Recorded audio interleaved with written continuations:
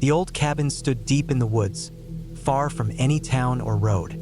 I had found it by accident during a long hike, the kind of place you don't expect to see after hours of dense trees and rocky paths. It looked weathered, the wood faded and cracked from years of rain and wind, but still solid enough. I was alone for the weekend, wanting to escape the noise of the city and all the stress that came with it. I didn't know much about the cabin, only that it was unoccupied and that it had no electricity or running water. Promised silence and solitude. What I didn't expect was how deeply unsettling that silence would become. The first day was peaceful. I arrived in the late morning, carrying a backpack filled with canned food, water, a lantern, and a sleeping bag. The cabin sat on a small clearing surrounded by tall pines and oaks. Birds chirped in the distance, and a cool breeze rustled the leaves. I pushed open the creaky wooden door and stepped inside. Dust filled the air, and the floorboards groaned under my weight. Inside, the cabin was simple. A small table, 2 chairs, a fireplace with some old, dry logs, and a few shelves lined the walls. The windows were grimy, letting in little sunlight, but enough to see the rough stone fireplace and the worn rug on the floor. I set down my pack and began cleaning a bit, wiping dust off the table and opening the windows wider. The fresh air helped clear the stale smell of mold and old wood. I lit a small fire in the fireplace and boiled some water for coffee. The sound of the fire crackling was oddly comforting. Outside, I explored the clearing.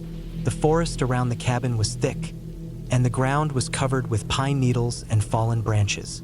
I found a small stream about 100 yards from the cabin, the water clear and cold. I filled my bottles and sat on a rock by the bank, feeling relaxed for the first time in weeks. As evening approached, I cooked a simple meal on a small camping stove and settled in for the night. The cabin was silent except for the fire and the occasional hoot of an owl. I lay on the wooden floor with my sleeping bag, staring up at the ceiling, watching dust motes float in the fading light. I felt safe, at least at first. Then night came. Around midnight, I woke to a strange sound. It was soft at first, a faint scraping, like someone dragging something across the ground. I froze, listening. The cabin was too far from any road for a car, and no one else lived nearby. I told myself it was probably just an animal, a raccoon or a deer, moving through the underbrush, but the sound grew louder, closer. It wasn't a gentle scrape anymore. It was a steady, slow drag, almost like someone pulling a heavy object across dirt and broken twigs. I grabbed my flashlight and quietly opened the cabin door. The moon was low, casting pale light across the clearing. I scanned the edge of the woods but saw nothing. No figures, no movement, just shadows among the trees. The dragging sound stopped abruptly. I stepped out into the cold night air, heart pounding, and walked slowly around the cabin's perimeter. My flashlight beam cut through the darkness, illuminating patches of dirt and fallen leaves. I found no footprints, no marks. It was as if the sound had come from nowhere and vanished. Unease settled over me. I returned to the cabin, bolted the door, and sat by the dying fire until dawn. The rest of the night passed in uneasy silence. The next morning, I decided to explore more of the surrounding forest. I packed some supplies and set off along a faint trail I had spotted near the stream. The trail was narrow and overgrown, but it looked like it had been used before. As I walked, the trees grew thicker, the sunlight dimmer through the dense canopy. The forest floor was littered with broken branches, leaves, and small rocks. It was peaceful but quiet in a way that made me feel watched. About an hour into the hike, I noticed something odd. There were dozens of small tree branches and sticks broken and bent at strange angles, forming crude arrows and markers pointing deeper into the woods. The arrows weren't natural. Someone had deliberately arranged them. I stopped and looked around carefully. The forest was still. No birds, no animals, just an eerie stillness that made the hairs on my neck rise. I didn't want to believe it, but it felt like a trap, like someone was guiding me further into the forest for some unknown reason. My heart hammered. I debated turning back, but the trail looked like it led to a small clearing I wanted to see on the map. I pressed on, staying alert. The markers continued, leading me to a spot where the trees opened into a circle of tall pines. In the middle was a shallow pit, about 4 feet wide and maybe 3 feet deep, dug recently. The earth inside was loose and dark, with fresh dirt piled at the edges. Nearby, broken glass from what looked like a beer bottle was scattered on the ground, and some old, torn pieces of cloth hung from low branches. Something about the place felt wrong. I didn't stay long. I took pictures with my phone and hurried back to the cabin. That night, I barely slept. The cabin felt colder, darker. Every creak and pop of the wood seemed louder, as if the house itself was breathing. I double-checked all the locks and windows before lighting the fire again. Around 2 a.m., the dragging sound returned, louder and closer than before. It circled the cabin once, then stopped. I could hear faint breathing outside, slow and uneven, but when I shone my flashlight toward the door, there was nothing. My skin crawled. I moved to the window and looked out. In the pale moonlight, I thought I saw footprints in the soft dirt near the cabin, large, heavy, and oddly shaped. Not human, but not quite animal either. They led toward the woods and stopped abruptly. I tried to calm myself. Maybe it was a large animal like a bear, and the dragging was it dragging something heavy. But bears don't usually come that close to humans, especially with a steady, cautious sound like that. I spent the rest of the night sitting by the fire with an old hunting knife I found in the cabin's drawer. I was ready to defend myself if needed. The dragging sound didn't come back. The next day, I packed my things to leave. The forest didn't feel like a place of peace anymore. I felt eyes watching me from the trees, something patient and waiting. As I prepared to walk out, I noticed something I hadn't before. A small carved symbol on the cabin's front door frame. It looked like initials or a simple shape, roughly carved into the wood. I ran my fingers over it. It was fresh, not weathered like the rest of the cabin. Someone had been here recently. I took a deep breath and locked the door behind me as I left. The hike back was tense. I moved quickly but carefully, eyes scanning the woods for any sign of movement.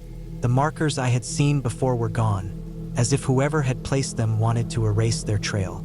When I finally reached my car hours later, I was shaking. I didn't look back once. Driving away, I thought about the cabin, the pit, the dragging sound, and the footprints. It didn't make sense. There were no ghosts or fairy tales here. Just something real, something human, or maybe worse, hiding in the shadows of the forest. I never went back. I told myself it was better to leave the unknown alone, especially when it made the woods so quiet that even the animals fled. Sometimes, when I'm alone at night, I can still hear that slow, dragging noise in my mind, and it reminds me that some places hold secrets no one should disturb.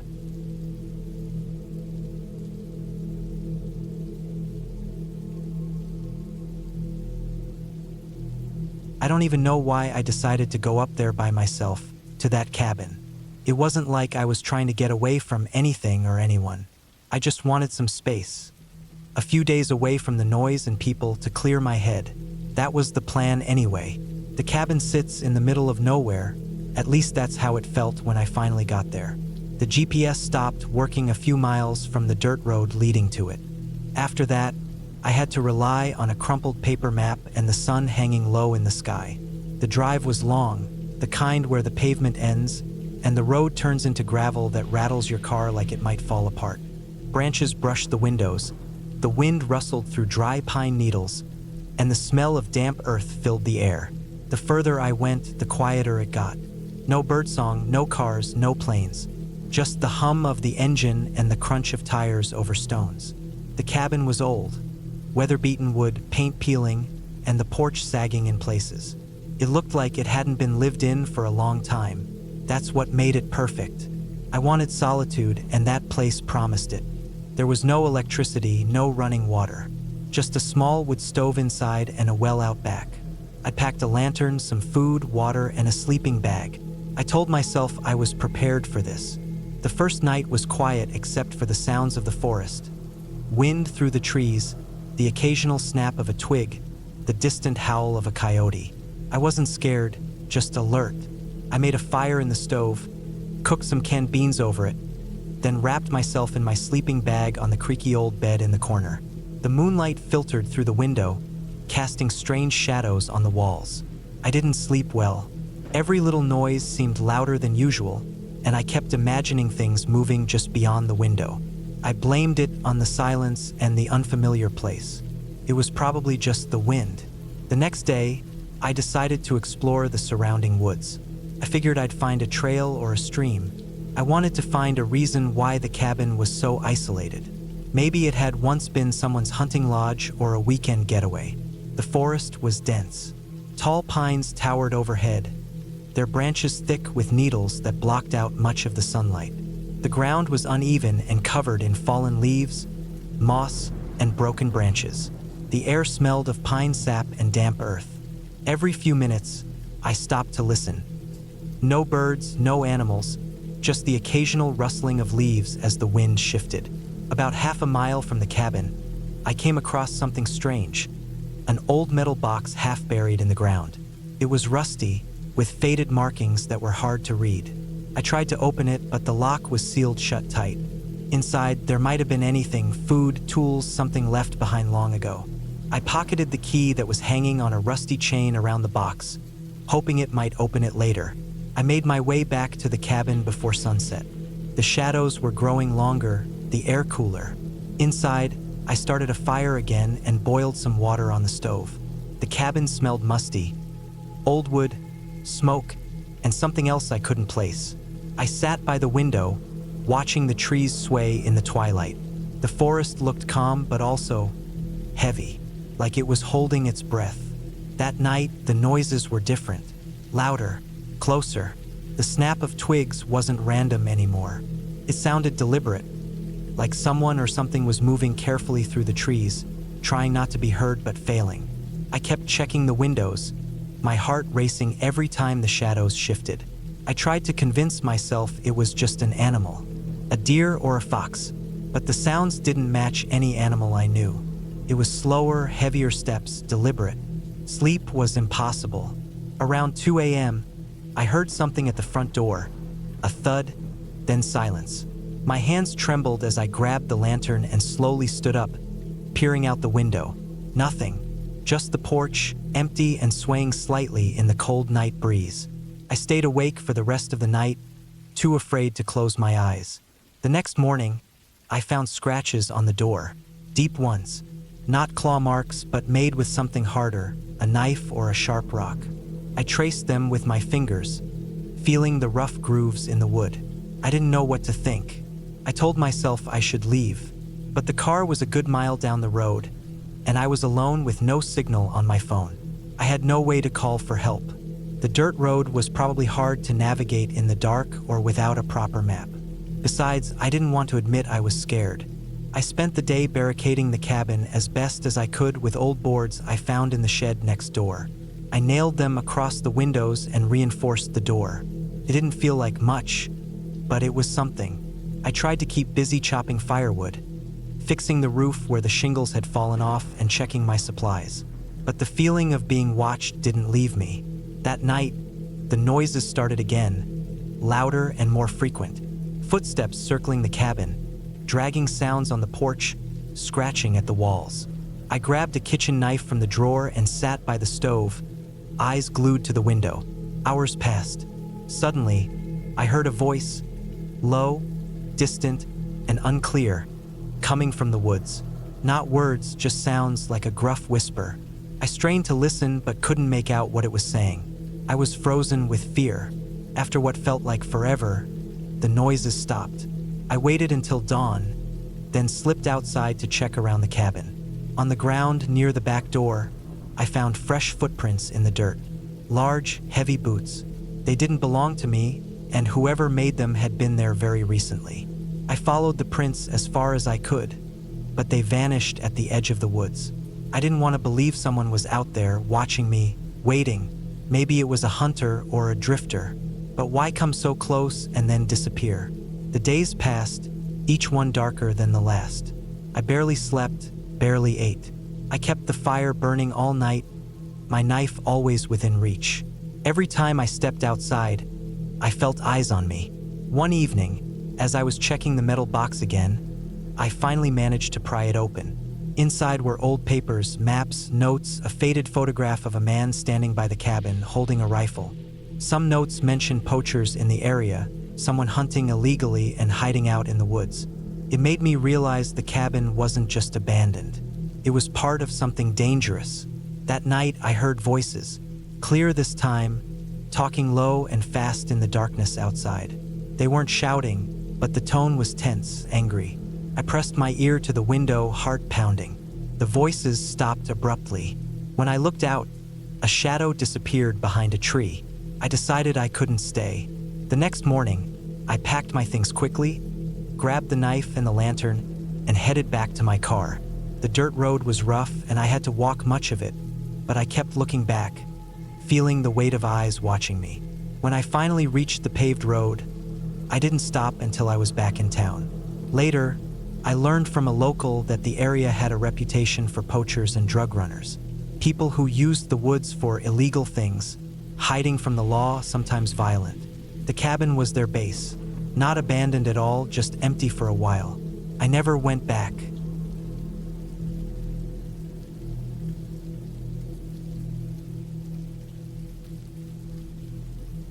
I'd never been much of a camper, not the kind who loved the outdoors or sought out adventures. I'm the type who likes my home comforts, hot showers, a steady internet connection, and electricity that doesn't flicker when the wind blows. But last summer, I found myself alone, bored out of my mind, and with no other plans. So I rented a small cabin in the woods, something cheap and off the beaten path, for a week. I wanted to prove to myself that I could do it, that I could survive a few days away from the noise of the city. The cabin was located in a remote forest area about 4 hours from the nearest town. The owner's listing was simple: a basic wooden cabin, no electricity, no running water, surrounded by thick trees and silence. That last part was what attracted me. Silence. I thought it would be peaceful, quiet enough to think, to clear my head. What I didn't expect was how empty and isolating that silence would feel.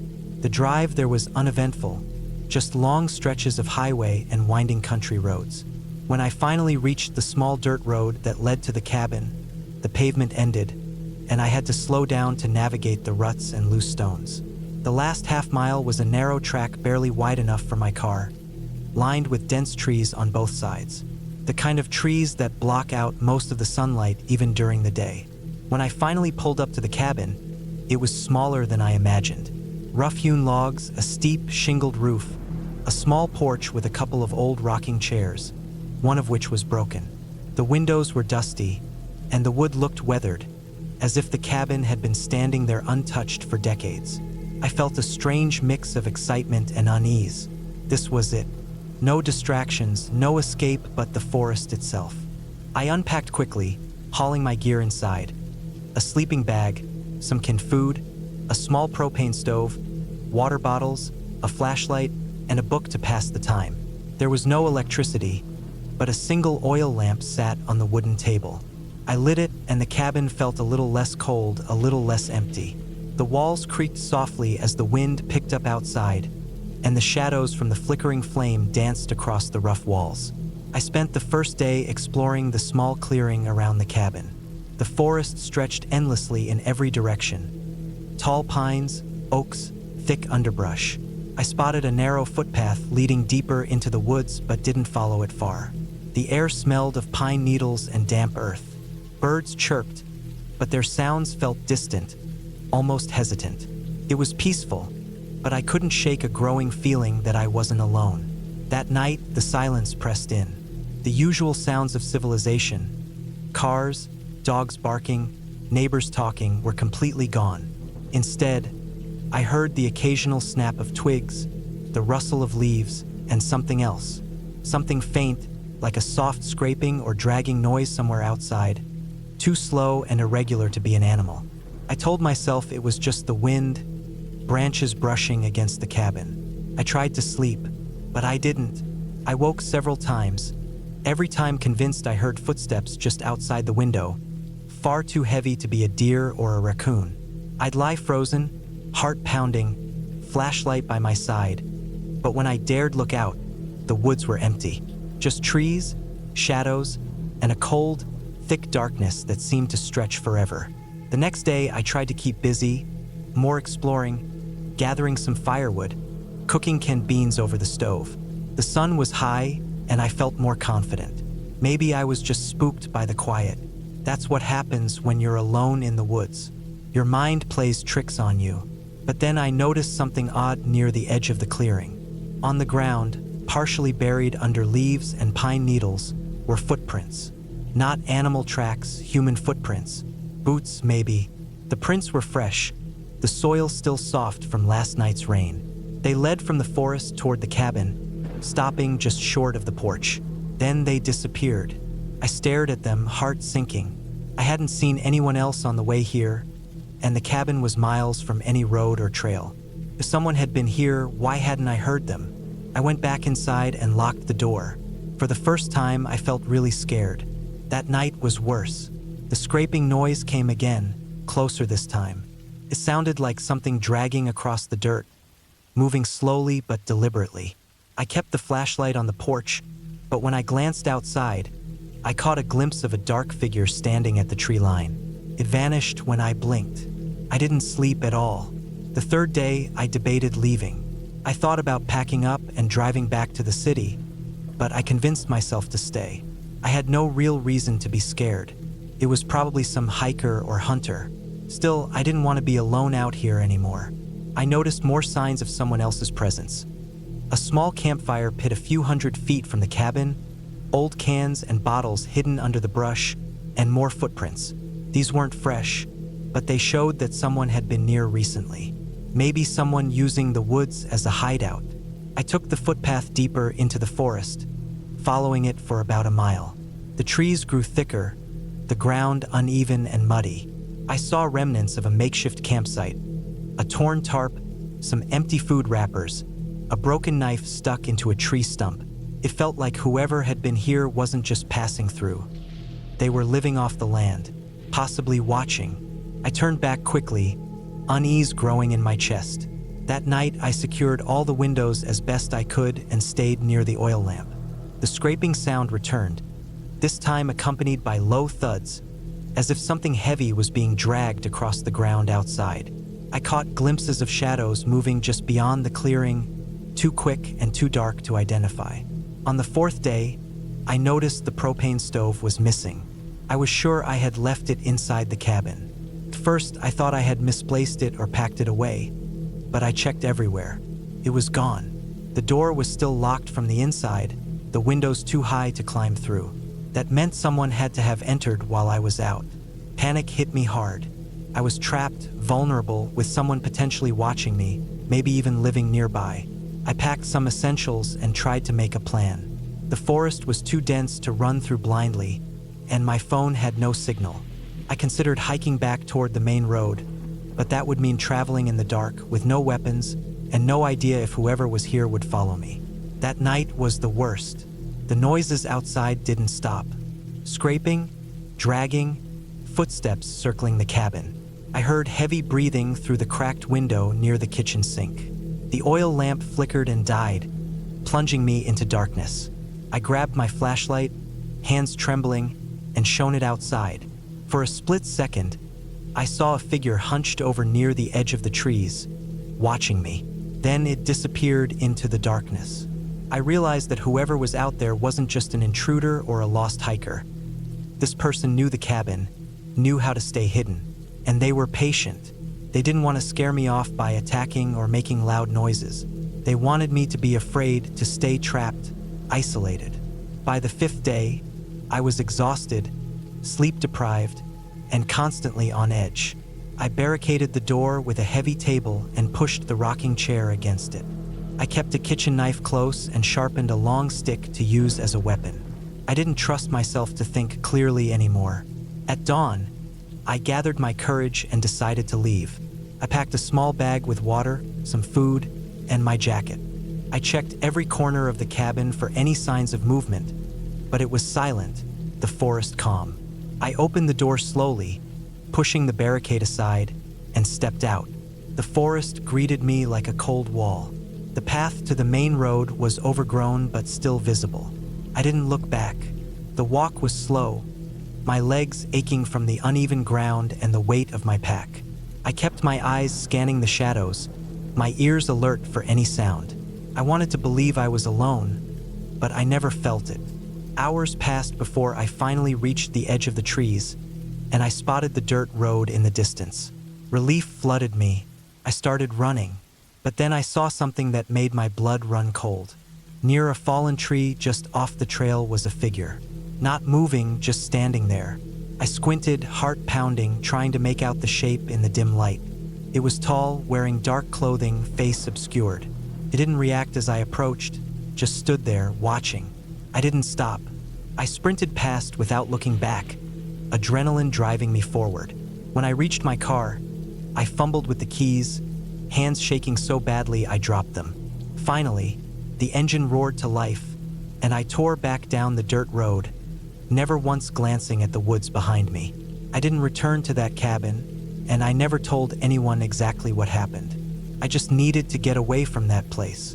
Looking back, I don't know who or what was out there with me. Maybe a drifter living in the woods, maybe a hunter who liked to watch. I don't know why they didn't come closer or speak or reveal themselves. Maybe they were waiting.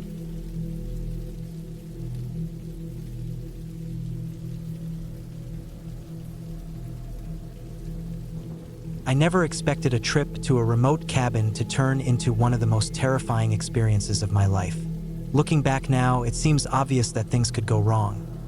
But at the time, I was just craving a break from city noise and constant screen time. I wanted quiet, solitude, a place to clear my head without distractions. I picked a small, rustic cabin deep in the woods, far off the beaten path, with no cell signal and no neighbors for miles. It was perfect for what I thought I needed.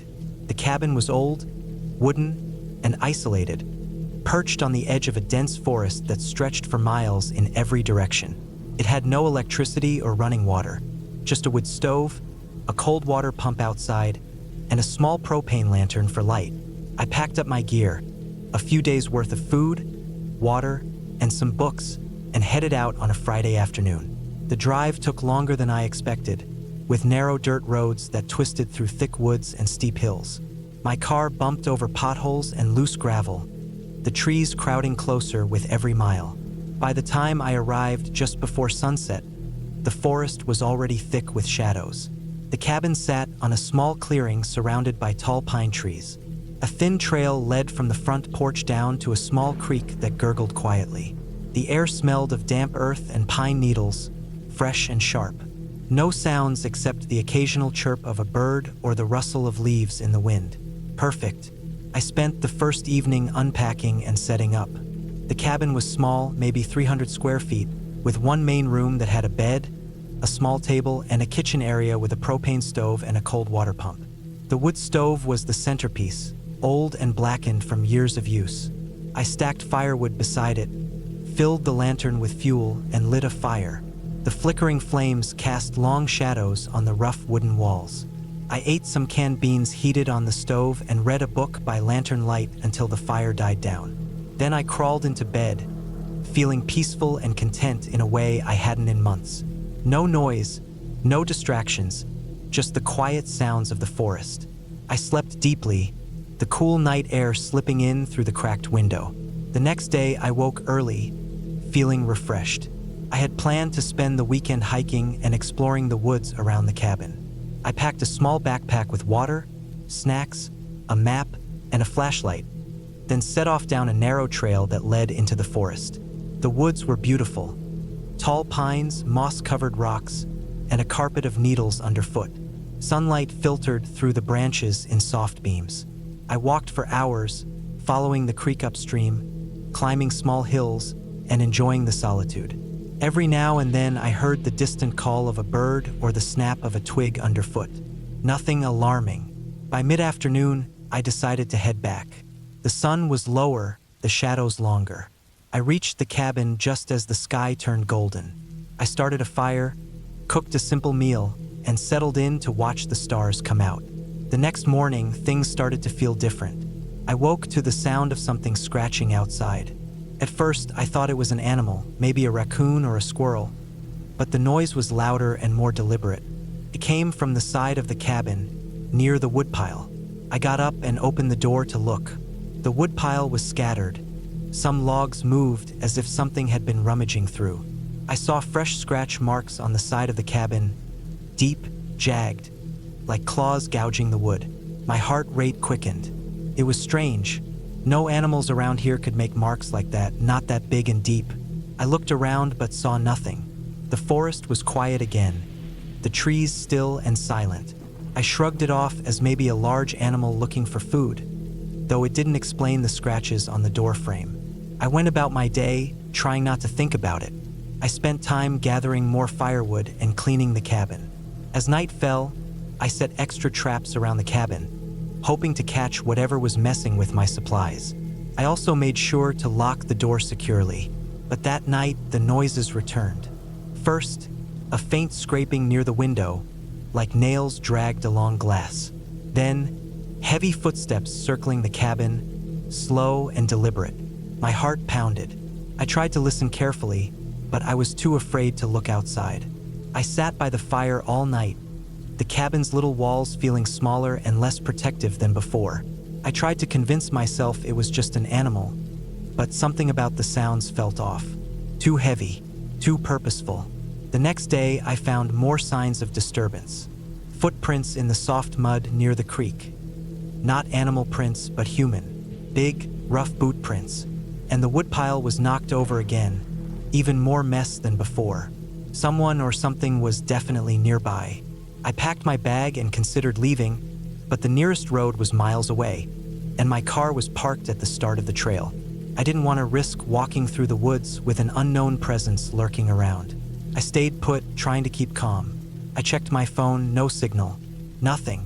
I was completely cut off. Over the next 2 days, the sounds around the cabin grew more aggressive. I found more footprints and scratches, and I realized someone had been watching me. Small things went missing too. A can of beans, my lighter, some matches. Whoever it was messing with me, testing me. One afternoon, while gathering water from the creek, I saw a figure standing between the trees. It was far off, partially hidden in the shadows. When it noticed me looking, it vanished quickly, slipping behind a tree like a ghost. I froze, heart racing. I wanted to run back to the cabin, but I forced myself to stay calm and walk slowly back. When I got inside, I locked every door and window, piled furniture in front of the door, and sat by the stove with a knife I kept in my pack. I knew whoever was out there was dangerous, and they were not leaving me alone. That night was the worst. The footsteps returned.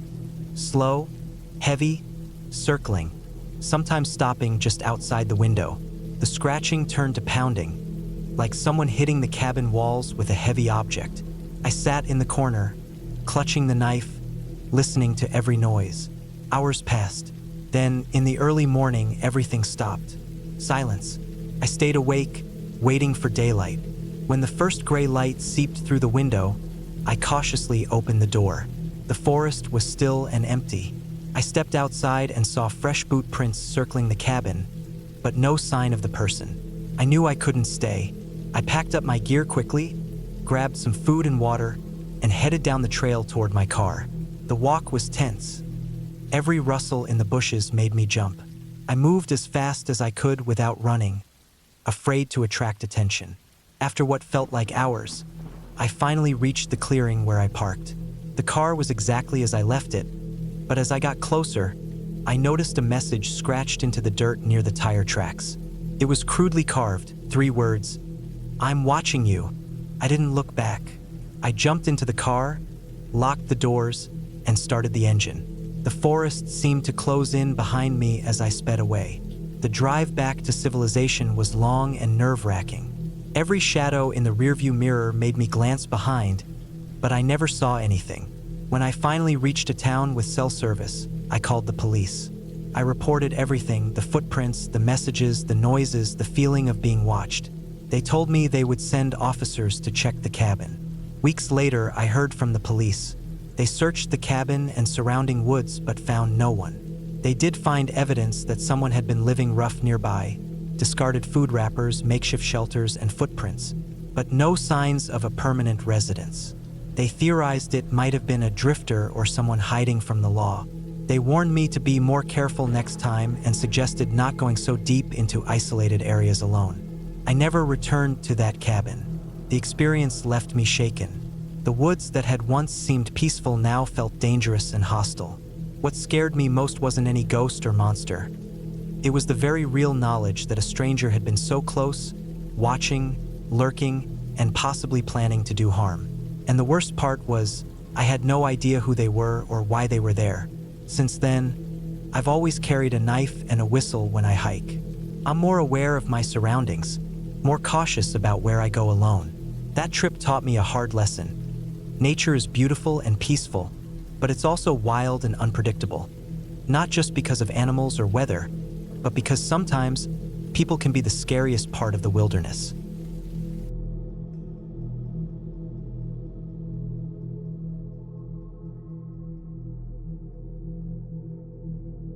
I found the cabin online. It was in a remote part of the mountains, about a 4-hour drive from the city where I live.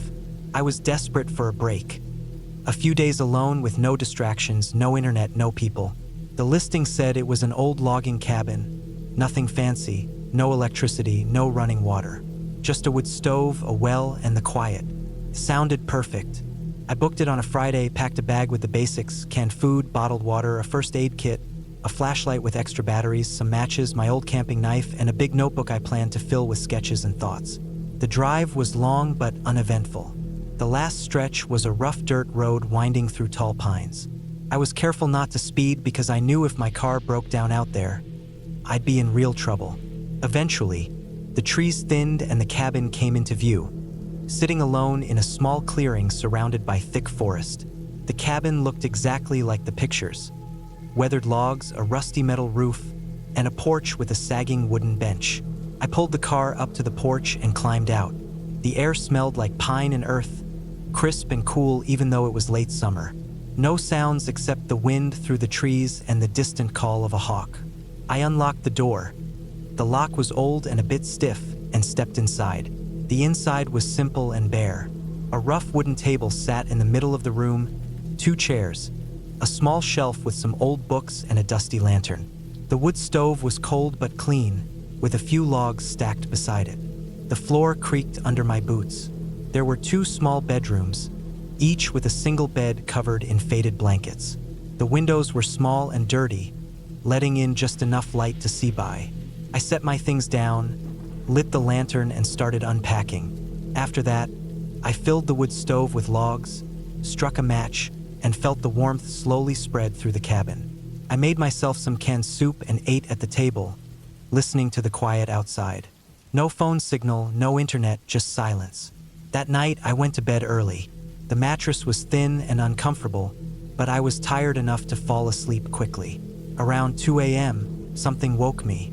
It was a noise, not loud, but definitely there. A kind of shuffling sound outside. I sat up and listened. The cabin was dark except for the soft glow of the dying fire in the stove.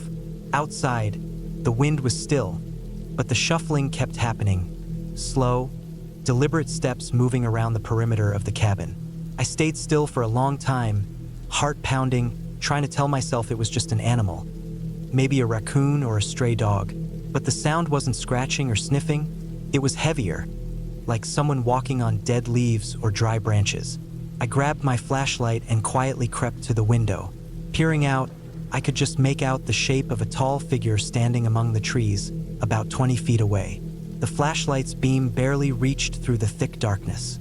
I froze. Whoever it was didn't move or make a sound. I shut the curtain slowly and backed away from the window. I didn't sleep the rest of the night. I sat by the stove with the flashlight in my hand, trying to stay calm. When dawn finally came, I cautiously stepped outside to look for signs of whoever had been there. The ground around the cabin was covered with dry leaves and pine needles, but I saw clear footprints, heavy boots, size around 11 or 12, circling the cabin twice. They were fresh. No tracks led away from the clearing, just a ring around the cabin and then disappearing into the trees. I felt exposed, vulnerable. I decided to pack a few things and drive back to town. But the dirt road was washed out by a sudden summer rainstorm earlier that week. The small creek that ran across the road had swollen, and my car sat stuck in the mud. I tried everything, but it was no use. I was trapped. That day, I stayed inside, keeping all doors and windows locked and barricaded as best I could with furniture. I checked the perimeter from inside, looking for any movement, but the forest seemed empty. The feeling of being watched never left me.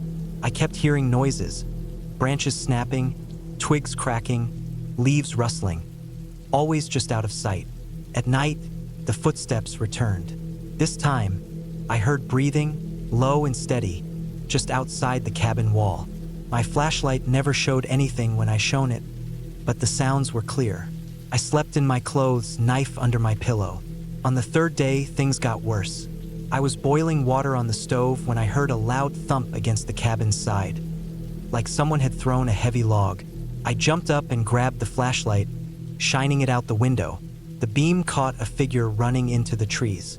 I ran to the door and looked around but saw nothing. Then I found a message scratched into the wooden siding near the porch. It was just 3 words, deeply carved. "Get out now." My heart raced. I looked all around, trying to spot who could have done it, but no one was there. The footprints had multiplied, big boot prints in circles, some overlapping, some fresh, some older. It was like whoever was out there wanted me to see the message and feel threatened. I thought about calling for help, but no signal. I thought about hiking out on foot, but I had no map, and the forest was dense and unfamiliar. The road was impassable. I was stuck. The following night was the worst. The footsteps started early, around dusk, louder than before. The breathing outside turned ragged and aggressive. Then came the sounds of banging, fists pounding on the walls, a heavy thud that shook the cabin. I huddled in the corner with my knife, shaking. The flashlight's beam cut through the dark windows, but no faces showed. The noise stopped after about 20 minutes. When I dared to look out, I saw deep scratches along the door frame, long, jagged gouges that weren't there before. I felt a new kind of fear, not just being watched, but targeted. The next morning, I noticed the food supplies I'd left on the porch had been moved. My canned soup cans were tipped over, the labels torn. Someone had been inside the clearing, close to the cabin, even if they hadn't come inside. I tried to think through what was happening. I wasn't dealing with animals, it was a person. Someone out there, maybe watching, maybe trying to scare me off. But why? I had no idea. The area was remote, and the cabin was obviously abandoned, rented through a website, so I doubted it belonged to anyone with a grudge. Still, whoever it was knew the place well enough to come and go undetected. Over the next day, I stayed alert. I kept checking the windows and doors, listening. Every sound made my heart leap. I rationed water carefully, boiled it twice to be safe.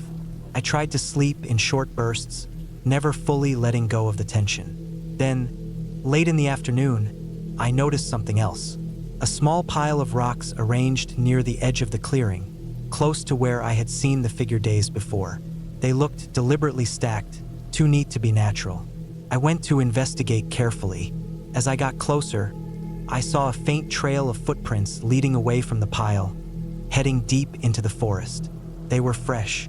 I realized the person had to be close by, maybe watching me now. The sun was already low when I got back to the cabin. I started a fire in the stove to warm up. I sat at the table, trying to stay calm, but every crackle in the wood or snap of a twig outside felt like a threat. That night, the footsteps returned again, louder and more frantic than ever. This time, I heard something new, a low growl, almost like an animal but mixed with human breath. It circled the cabin for hours, stopping suddenly and then starting again. I stayed awake all night, listening, knife in hand. Just before dawn, the noise stopped. The forest fell silent. By morning, I felt exhausted. My supplies were running low. I knew I had to get out no matter what. I spent hours examining the area around the cabin. I found a narrow animal trail leading from the clearing into the forest, barely visible but potentially my only way out. It was risky, but I decided to follow it. I packed my bag with as much food and water as I could carry, locked the cabin door behind me, and stepped onto the trail. The path was rough, full of roots and fallen branches. The trees pressed close on both sides, blocking most of the sunlight. I walked slowly, ears straining for any sound. After an hour, the trail opened up into a small stream. I followed the stream downstream, hoping it would lead to a road or some sign of civilization. The water was cold and clear, and I stopped several times to drink. I stayed alert, knowing the forest was still dangerous. About 3 hours later, I heard a distant engine sound, a truck or a car. I quickened my pace, following the sound. Finally, I broke through the trees and found a narrow paved road. Relief washed over me like a wave. I walked along the road until a car came by. I waved frantically and got a ride to the nearest town. I never went back to that cabin. The local sheriff told me that the area was known for occasional hunters and trappers who sometimes camped illegally. They warned me that some people didn't like outsiders, especially those who stayed in cabins without permission. They said it was probably some local who had been watching me, trying to scare me off. I don't know for sure what their intentions were.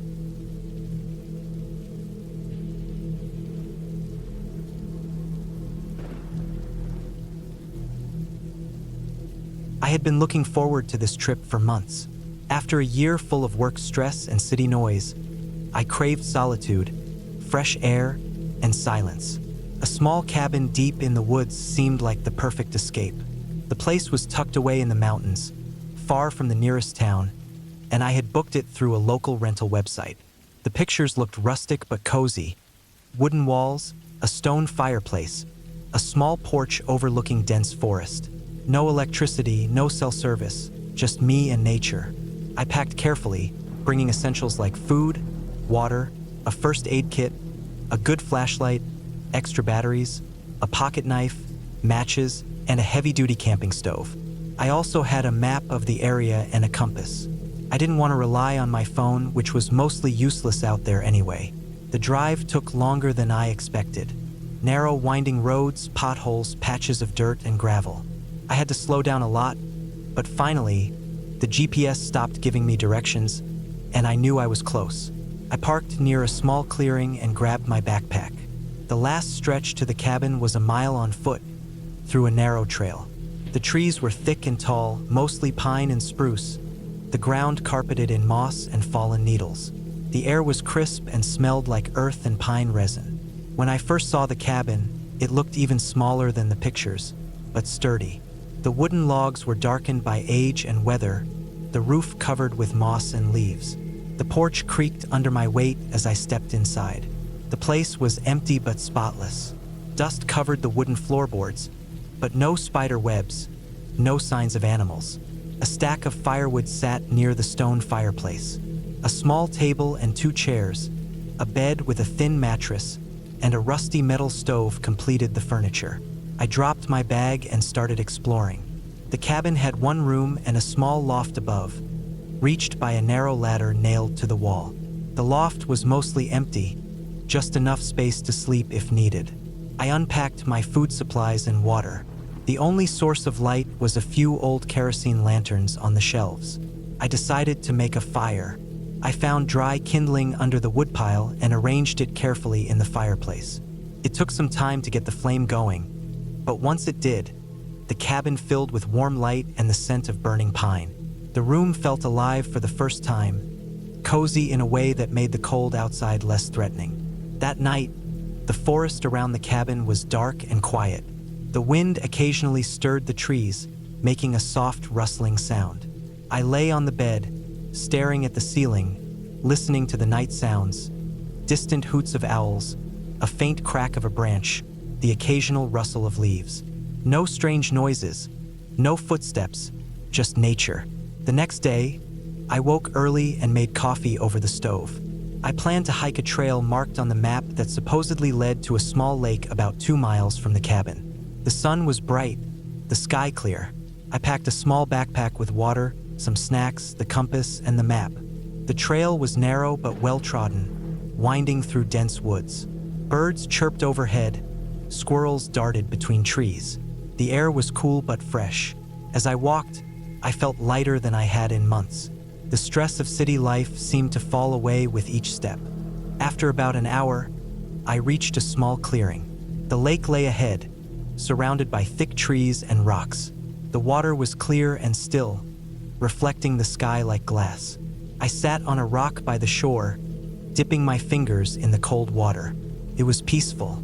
On the way back, I noticed something odd, broken branches on the trail, like something heavy had brushed through. The ground was soft from recent rain, and I saw some deep, large footprints pressed into the mud. They didn't look like deer or bear prints.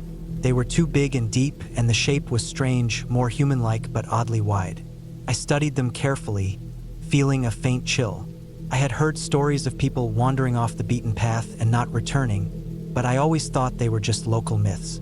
I kept walking, trying to shake off the unease. The forest closed in again, shadows lengthening as the sun dipped behind the trees. When I finally saw the cabin's roof through the branches, relief washed over me. That evening, after supper, I sat on the porch and watched the sunset. The sky turned orange and pink, the forest silhouette sharp against the fading light. Suddenly, a snapping sound came from the woods. It was close, too close. I stood up, peering into the darkening forest, heart pounding. But I saw nothing, just the thick trunks and shadows. I went inside and locked the door, bolting the wooden latch firmly. I checked my flashlight, made sure my phone was off to save battery in case of emergency. I sat near the fireplace, trying to stay calm. Around midnight, the wind picked up, shaking the windows and making the branches scrape against the roof. I heard another snap, this time very near the cabin. Something heavy moved outside. I grabbed my knife and stood by the door, muscles tense, breathing shallow. Suddenly, the back window shattered. I jumped back, heart in my throat. Cold air rushed in with the broken glass. I grabbed a chair and wedged it against the door. The noises outside grew louder. Footsteps, heavy breathing, the sound of something dragging. I couldn't see through the broken window, but I felt watched, trapped. I remembered the footprints, maybe a desperate person or something else. I tried to stay quiet, my mind racing. I needed a plan. The front door was barricaded, but the back was vulnerable. I grabbed my backpack and flashlight, planning to escape through the front if the back was compromised. After what felt like hours, the noises stopped. The forest was quiet again. I peered out carefully. The broken window was still broken, but no one was there. I breathed out, exhausted but alive. The next morning, I decided not to stay. I packed quickly, but as I stepped outside, I noticed fresh footprints circling the cabin. Big, deep, wide. Someone or something had been around all night. I hurried down the trail toward my car, heart pounding with every step. The forest that had been peaceful just hours before now felt hostile and watching. I didn't look back until I reached the clearing where I'd parked. I drove away as fast as the narrow road would allow, not stopping until I reached the highway and real cell service. I called the local ranger station to report the incident. They told me they knew of strange reports in the area. People feeling watched, noises at night, signs of trespassers who vanished before authorities could find them. But no one had ever caught or identified the cause. I never went back to that cabin. The memory of those footsteps, the shattered window, and the dark shapes just beyond the trees stayed with me. The forest, I learned, wasn't just quiet and beautiful. It could be dangerous in ways I hadn't imagined. Not because of ghosts or monsters, but because sometimes the unknown is real, and you're not alone out there. Not by a long shot.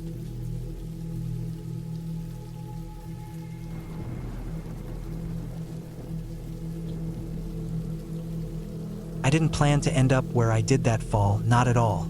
It was supposed to be a simple weekend retreat. A few days away from the city, away from the noise and endless demands. I wanted peace, some fresh air, a break from the usual grind. No internet, no distractions, just the quiet woods and an old cabin I had rented from a small listing on a local site.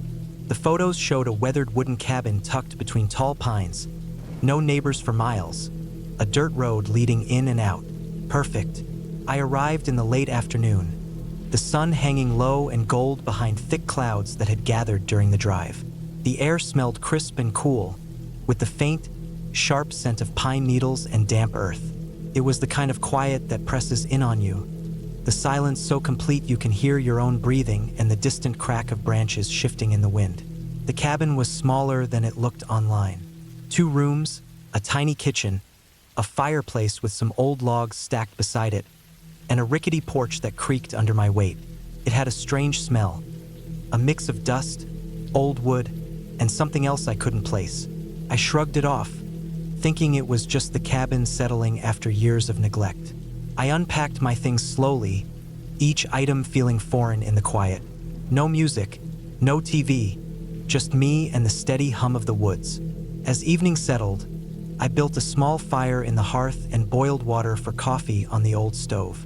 Outside, the wind began to rise, stirring the branches and setting the pines to whispering in a steady, low moan. The first night passed uneventfully. I slept with the window cracked open, the cold air brushing my face now and then. The sky was clear, the stars bright like tiny pinpricks against the black velvet. In the morning, I woke to the soft patter of rain on the roof and the scent of wet wood and soil. The next day, I decided to explore. The cabin sat near a small, unmarked trail leading deeper into the forest. The dirt path was narrow, winding between towering trees and overgrown bushes. I walked for miles, the ground soft beneath my boots, the forest dense and thick with shadows even in daylight. It was peaceful at first, but as I went further, the feeling changed. The air grew heavier, the silence thicker. Birds stopped singing, and the occasional rustle of leaves sounded sharper, more deliberate. I noticed broken branches and flattened grass in some spots, signs of something large passing through recently. But no footprints, no obvious tracks, just a faint, unsettling sense of being watched. I didn't think much of it at first, maybe just my imagination. But when I reached a small clearing, I saw a few things that made my stomach tighten. Several large rocks, arranged in a rough circle, and nearby, the remains of what looked like an old campfire. Burnt logs, scattered ashes, bits of charred fabric. Nothing recent, maybe a few months old at most. What unsettled me was the state of the campfire site. It was disturbed, like someone had been there after the fire died out and messed with the ashes. I found what looked like scraps of paper, soaked and crumpled, caught in the underbrush. I tried to read them, but the rain had turned the ink to smudges. I packed the papers away, deciding to head back. On the way, the trees seemed to close in, their branches scratching at my jacket like fingers.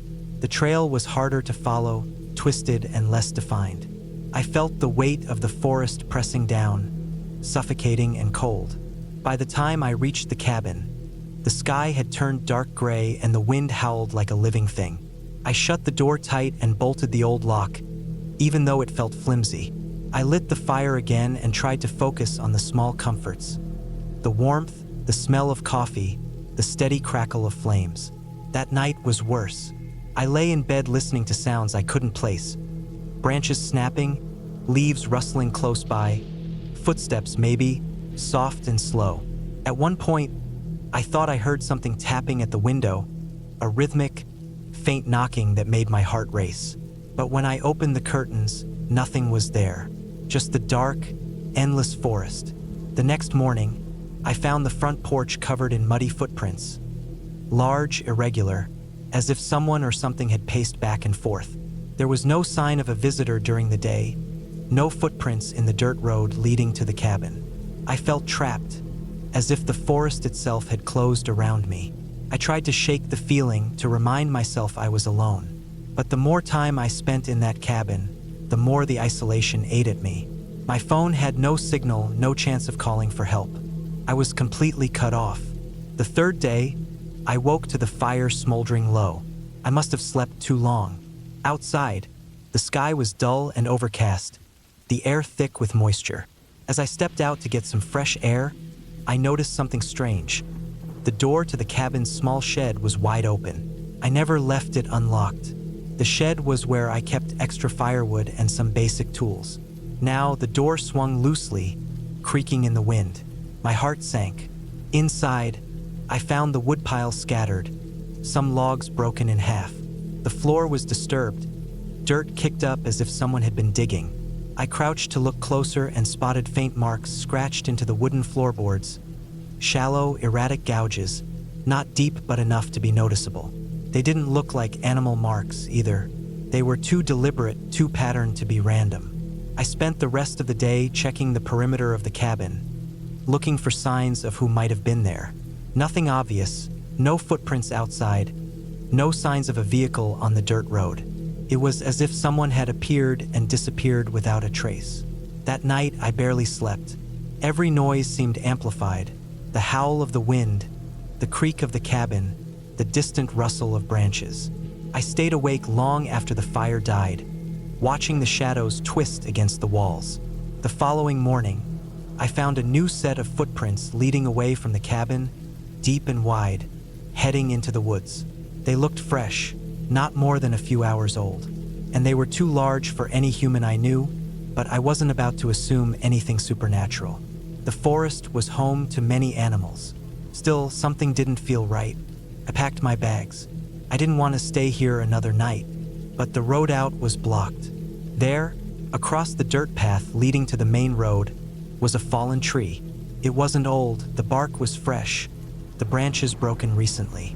Someone had deliberately cut or knocked it down. I tried to move it, but it was too heavy for me alone. Panic settled in my chest like a stone. I spent the afternoon trying to find another way out, wandering through the woods, but every path looped back toward the cabin. The forest was dense, and my sense of direction faltered under the thick canopy. As the evening darkened, I returned to the cabin, heart pounding. That's when I saw it. A faint light glowing between the trees, just past the edge of the clearing. It flickered like a candle, moving slowly, almost cautiously. I didn't know what to make of it. No other cabins or houses were nearby. No one else was supposed to be around. I stayed inside, curtains drawn tight, watching that light move farther away until it vanished altogether. The next day, the fallen tree was gone. Someone had cleared it, but no sign of who or how. The dirt road looked freshly driven on. Tire marks pressed into the mud, deep and wide. That night, as the wind howled harder than ever, I heard something at the back door. Heavy footsteps, slow and deliberate. I held my breath, heart racing, waiting, but no one came inside. The morning brought a cold, wet fog that hung low over the clearing. When I stepped outside, I found more signs. Discarded trash, a broken bottle, and again those scratch marks, deeper this time, etched into the porch floorboards. I realized then I wasn't alone in the woods. Someone had been watching me, circling the cabin, waiting. But why? What did they want? I spent the day barricading the windows and doors as best I could. I piled logs against the porch steps and covered the windows with sheets I'd torn from my bed. That night was the worst. The footsteps came again, louder, pacing just outside the cabin. I could hear heavy breathing, the scrape of something dragging across the dirt. I stayed frozen, clutching a kitchen knife, waiting for the morning. When dawn finally came, the footsteps had stopped. The clearing was empty except for my own ragged footprints. I packed everything, deciding I had to leave no matter what. I'd stay awake, keep watch. That morning, the dirt road was clear. I loaded my car and left without looking back, heart still pounding. Weeks later, I learned that the cabin's previous renter had disappeared without a trace years ago. The local police suspected foul play but found no evidence. No one ever explained the strange markings or the footsteps. I never went back. I still get chills thinking about those nights, about the feeling of being watched, hunted. The woods hold secrets, not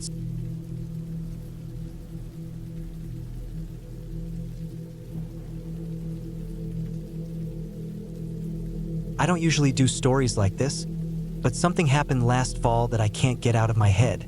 I spent a weekend in a cabin that changed everything about how I see the woods and people.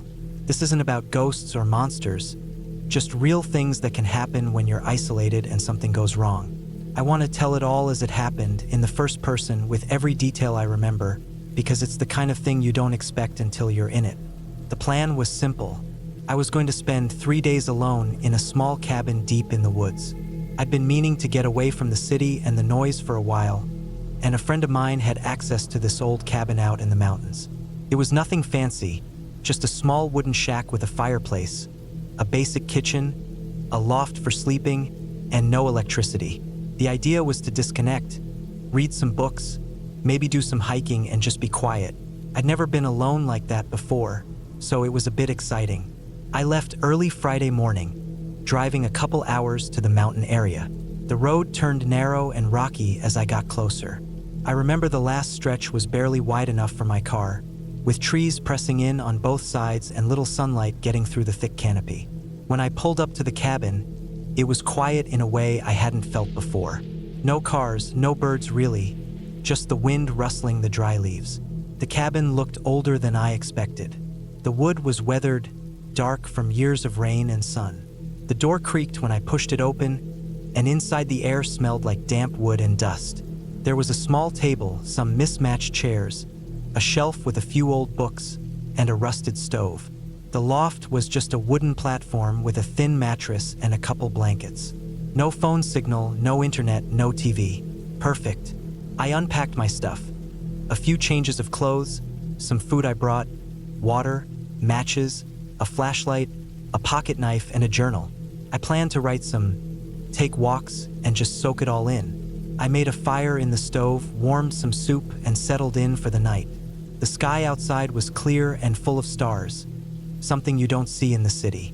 That first night, the silence was so deep it was almost loud. Every little noise, the creak of the cabin, the wind shaking the branches, the occasional snap of a twig outside, felt amplified. I stayed awake longer than I wanted, just listening. But nothing strange happened, just the normal sounds of the forest settling in for the night. The next day, I got up early. The sun was barely rising, casting long orange shadows through the trees. I made coffee over the stove and packed a small bag to hike a trail a few miles from the cabin. The trail was narrow and winding, and the forest around was thick with pine and oak. I saw a few squirrels and a deer, nothing scary. The air was fresh but chilly, and my legs felt good after all the walking. By midday, I was back at the cabin. I made some sandwiches and sat outside on a fallen log, watching the light shift through the trees. I could see the valley below, covered in green and gold. The peacefulness was exactly what I wanted. I even took a nap in the loft that afternoon. That evening, I was cooking dinner when something caught my eye, a figure moving between the trees at the edge of the clearing. It was far enough away I couldn't make out details, just the shape of a person. I froze, heart beating faster. I called out, but no answer. Maybe a hiker or a hunter. I didn't worry too much, but kept my knife on the table just in case. That night, I made sure the door was locked, the fire burning bright, and the flashlight close by. I didn't sleep well. Every shadow seemed larger, every crack louder. At one point, I thought I heard footsteps outside, slow and deliberate, but when I looked, nothing was there. The third day is when things started to go wrong. I woke up early again, determined to leave the cabin by noon and get back to the city. As I stepped outside, the clearing looked different, too still. No birds, no squirrels, no wind. The figure from last night was nowhere to be seen, but the feeling of being watched stayed with me. I packed quickly and went to get water from the nearby stream. The water was cold and clear, running over smooth rocks. As I knelt to fill my bottle, I heard a twig snap behind me. I turned fast, but there was no one, just more trees and shadows. When I got back to the cabin, the door was slightly open. I was sure I had locked it. My stomach dropped. I went inside carefully. Nothing was missing, but some things were out of place. The stove lid was moved, a chair was slightly pushed away from the table, and the blankets on the loft were rumpled like someone had been sleeping there. Panic started to creep in. Someone had been inside while I was at the stream. But why? What did they want? I locked the door again and looked around for a way out faster than planned. My car was a good 20-minute walk away, down the rocky road.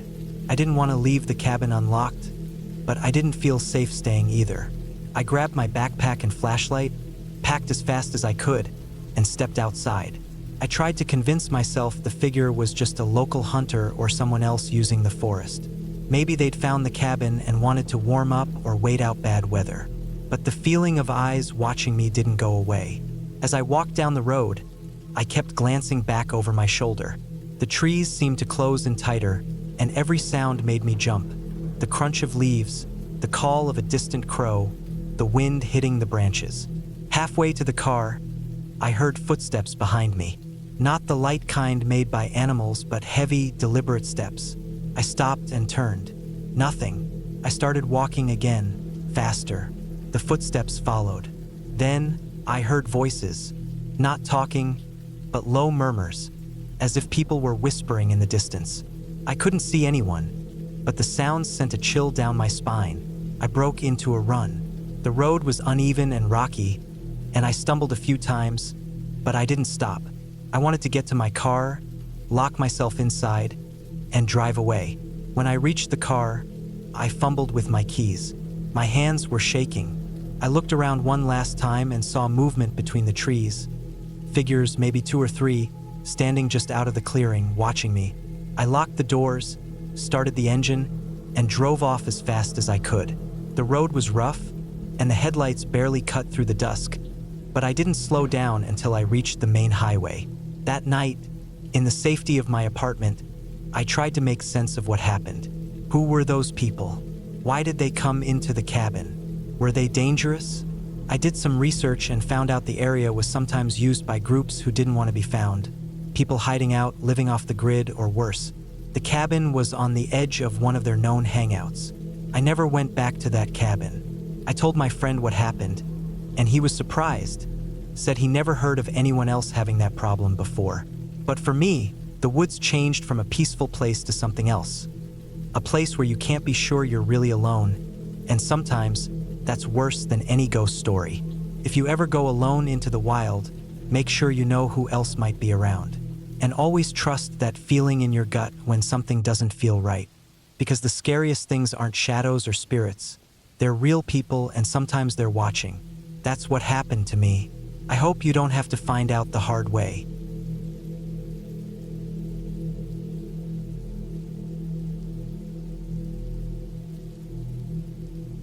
I never thought I'd end up in a place like that. Not because I'm scared of the woods or anything, but because of how isolated it was. I'm not a city guy, but I like to be around people. I like the sounds of cars, dogs barking, voices from neighbors, and streetlights when it gets dark. That cabin was none of those things. It was deep in the middle of nowhere, the kind of nowhere that makes you question if the world beyond the trees even exists. I found the cabin by accident. I was driving through a small town a few hours from my home, just trying to get away for the weekend. Nothing special, just wanted to clear my head, be alone for a bit. The town itself was quiet and kind of forgotten by time. Gas stations looked old, and the streets were empty except for a few trucks parked near the diner. I asked around if there was any place I could rent for a night or two. One old man at the corner store mentioned a cabin up the ridge. He said it was cheap and quiet, but he also gave me a look that made me think twice. Like he knew something about that place that I didn't. I figured whatever, I wanted quiet. So I found the dirt road he pointed to and drove up. The road was narrow and full of potholes, with trees pressing in so close I had to roll the windows down just to breathe. About 10 miles in, the trees got thicker, the light dimmer, and the air cooler. I didn't see any other cars, just my own headlights cutting through the darkness. Finally, the cabin appeared like a secret hiding spot among the trees. It was small, made of rough wood logs, with a chimney that looked like it hadn't been used in a while. No electricity, no phone lines, just a single window and a small porch with a creaky rocking chair. The kind of place you'd see in old movies, except this one smelled like damp wood and moss. I parked my car, grabbed my bag, and walked up the steps. The door was unlocked, which felt weird. Usually, people lock up when they leave a place like this. I shrugged it off. Maybe the owner lived nearby or trusted whoever rented it. Inside, it was cold and smelled of old pine and dust. The floorboards creaked under my boots. There was a small fireplace with ashes from old fires, a wooden table, 2 chairs, a bed with a thin mattress, and a cupboard with some canned food and a rusty can opener. No phone signal, no Wi-Fi, nothing. Perfect for disconnecting, I thought. The first night was quiet, almost too quiet. No sounds from cars, planes, or people. Just the wind moving through the trees, the occasional crack of branches, and the distant hoot of an owl. I built a small fire in the fireplace to warm the place up and ate some canned beans I found in the cupboard. It was simple and rough, but I liked it. The next morning, I woke up early to the sound of birds chirping. The sun was just beginning to break through the thick canopy of leaves outside the window. I went outside to explore, hoping to find a nearby trail or a stream. The ground was wet with dew, and the air smelled fresh, like rain from the night before. I walked through the trees, careful not to disturb the quiet. I found a small path that seemed to have been made by animals or maybe people who passed through, but it didn't lead anywhere close to a road or other houses, just more woods. As I walked, I noticed something odd. The trees around me had strange markings, deep scratches like someone had used a knife or an axe on the bark. Some were fresh, others older, but all of them looked deliberate, not natural. That gave me a weird feeling, like someone was trying to send a message or mark territory. I didn't want to think too much about it. Maybe hunters or some local tradition. I went back to the cabin and spent the rest of the day reading a book I brought. That night, things started to feel different. The quiet wasn't comforting anymore. It felt heavy, like the air was thick with something I couldn't explain. I kept hearing noises outside, footsteps crunching on leaves, twigs snapping. But whenever I looked, there was nothing there. The woods were dark and empty. I told myself it was just animals or the wind, but I couldn't shake the feeling someone was watching. On the third day, I woke up to a strange sound. It was early morning, maybe 5 a.m. The sound was low and slow, like a deep breath or a growl far away. I stayed still and listened. The sound stopped, but it left me uneasy. I stayed inside most of the day, checking all the windows and locking the door, even though I had no real reason to. I noticed that the scratch marks on the trees near the cabin had gotten worse. New ones appeared overnight, right outside my window. They looked angry, like someone was trying to warn me or scare me off. That night, around 10 p.m., I was lying in bed when I heard footsteps again, louder this time. They walked around the cabin, slow and steady. I could hear something dragging on the ground, like a heavy bag or a log. My heart was pounding, but I forced myself to stay calm. I grabbed a flashlight and the pocket knife I always carry when I'm out hiking. I opened the door slowly and shone the light around. Nothing but shadows and trees. Then I saw footprints in the dirt around the cabin. Big boots, muddy and fresh. Whoever it was had been circling the cabin, but they didn't come close enough for me to see. I decided I couldn't stay there alone anymore. I packed my things quickly, grabbed my car keys, and got ready to leave. But then I saw something that stopped me. On the porch, scratched into the wood, were words, rough and uneven, but clear, "Leave now." My hands shook as I got into the car. The engine wouldn't start at first, then finally roared to life. I didn't look back. I drove down that bumpy dirt road as fast as I could, only stopping when I reached the main highway. I told myself it was just some prank or hunters trying to scare me, but deep down I knew it was more than that. That place was marked for a reason. The scratches on the trees, the noises, the footprints, the warning on the porch. Someone didn't want me there, and they were serious. I never went back, and I never told anyone where that cabin was. Because some places, no matter how beautiful or quiet, hide things that you don't want to find. Things that remind you how small and alone you really are. In the weeks after I left, I kept thinking about the cabin. I searched online for anything about that area. News, missing people, or local stories, but found nothing. No reports of crimes or disappearances, just silence. I even drove back to that small town once to ask the old man who gave me the directions. But when I showed him a photo I took of the cabin, his face changed. He told me quietly that the place had a dark reputation among locals. People went there looking for peace and never came back the same, if at all. No ghosts or monsters, just people who disappeared or came back broken. He warned me to stay away, said there were groups living out in those woods, hunters or worse, that didn't like outsiders.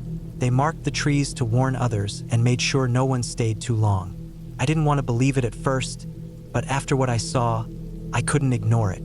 That cabin was a trap, a silent prison hidden by trees and silence. I learned something important from that experience. Sometimes nature isn't just peaceful and calm. Sometimes it hides dangers that don't need ghosts or monsters to scare you. Sometimes the scariest things are the people you don't see. The ones who watch, who mark, who warn. I never went camping or stayed in a cabin alone after that. I stick to places where I can see others and be seen. I keep my phone charged and my car close. And I never, ever go looking for quiet in the middle of nowhere again. If you ever find yourself driving down a dirt road in the middle of the forest, far from the world, and come across a small cabin with no signs of life, think twice before you step inside. Listen to the silence, watch the trees, and if you see marks on the bark or strange signs, don't ignore them. Because sometimes the woods aren't empty, and sometimes they're watching you back. And if you ever see a message carved into wood telling you to leave, take it seriously. Because some places don't want visitors, and they'll do everything to make sure you don't stay.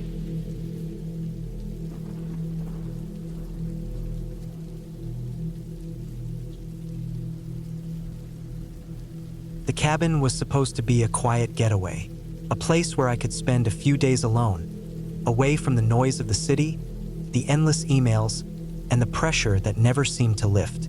I'd found it listed online. A small, rustic cabin nestled deep in the woods, far from the nearest town. The pictures looked peaceful, almost charming. Wood-paneled walls, a stone fireplace, a small porch overlooking a dense forest.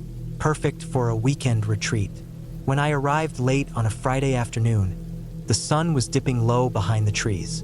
The gravel road that led to the cabin was narrow and winding, the kind that made me slow down, careful not to spook any deer or other wildlife.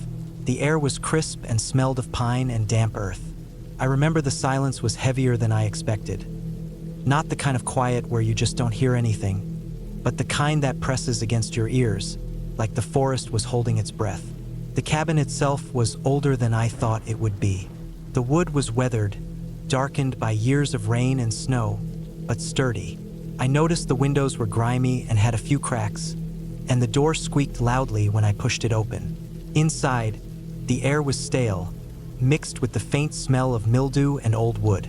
It wasn't cold, but it wasn't warm either, and the fireplace was cold and empty. I had brought some supplies, food, water, a few books, and my phone, though I knew reception would be spotty at best. The cabin had no running water or electricity, which I knew going in, but it was still a bit of a shock once I was inside. The only light came from the few candles I brought and a small battery-powered lantern. I spent the first hour unpacking, lighting a fire in the fireplace, and just sitting on the worn-out couch, watching the shadows move across the walls as the sun disappeared. Outside, the forest grew darker and more silent, except for the occasional rustle of leaves or the distant call of a bird settling in for the night. As night fell, I went to bed early, wanting to get a good rest before exploring the area the next day. The bed was creaky and uneven, but I was too tired to care. I wrapped myself in the thin blanket and closed my eyes. First, everything was normal. The silence was almost comforting. But around 2 a.m., something woke me up. It was a noise, soft at first, almost like a whisper carried by the wind, but definitely a noise. I sat up, heart pounding, straining to hear. There it was again, a scraping sound, like something being dragged slowly across the wooden porch outside. My mind raced through all kinds of explanations. An animal? A branch caught in the wind?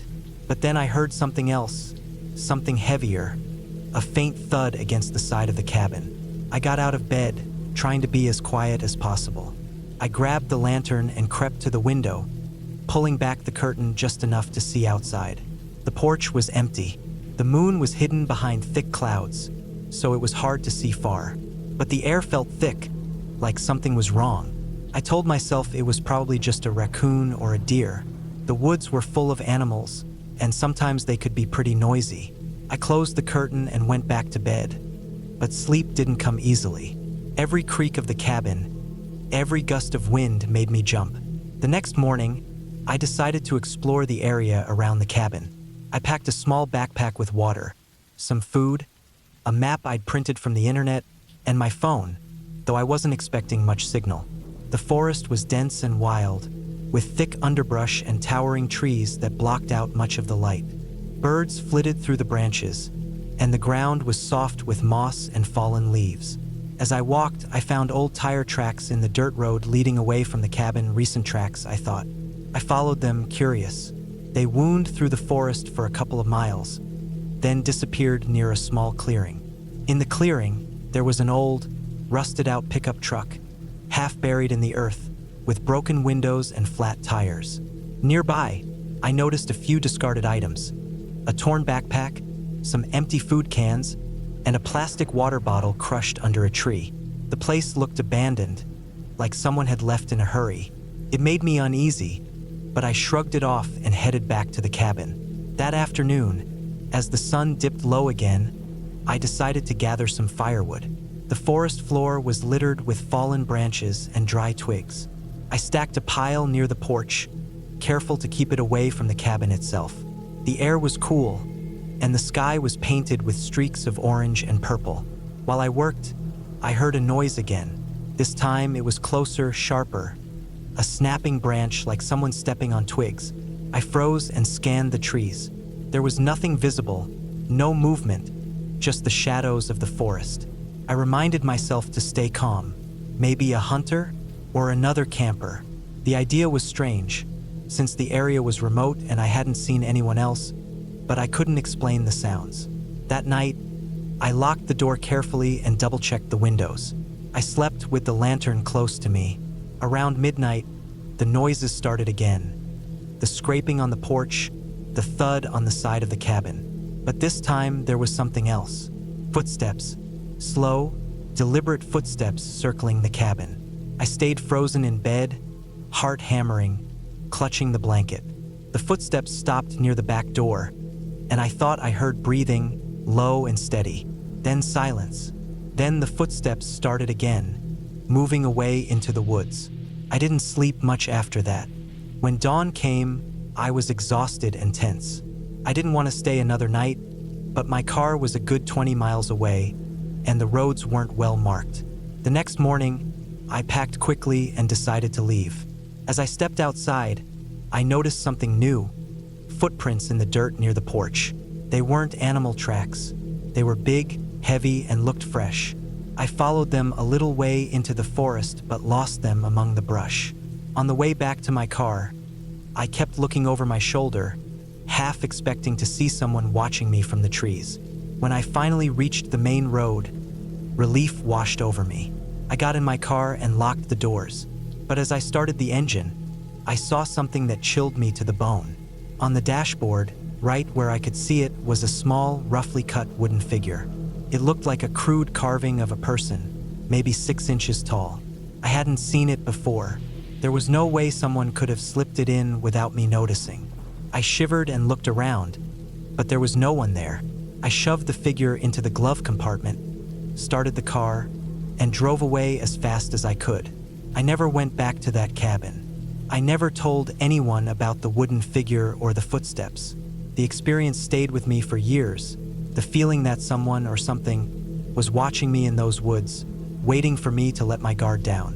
No ghosts, no stories of spirits or monsters, just a quiet, empty cabin in the forest, and the terrifying knowledge that sometimes the real danger isn't what you see, it's what you don't.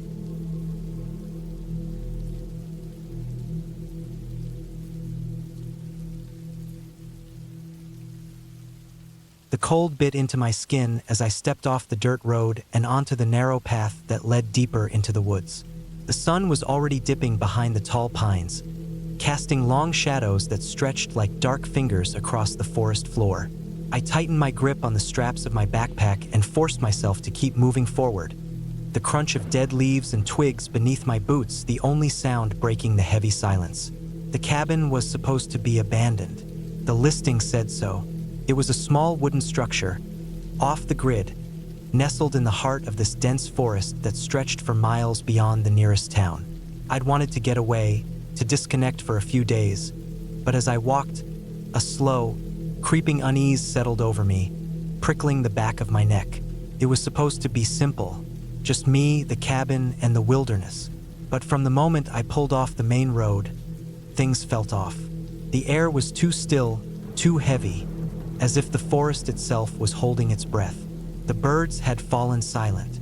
No bugs chirping, no rustle of squirrels or deer, just the sound of my boots crushing the brittle leaves.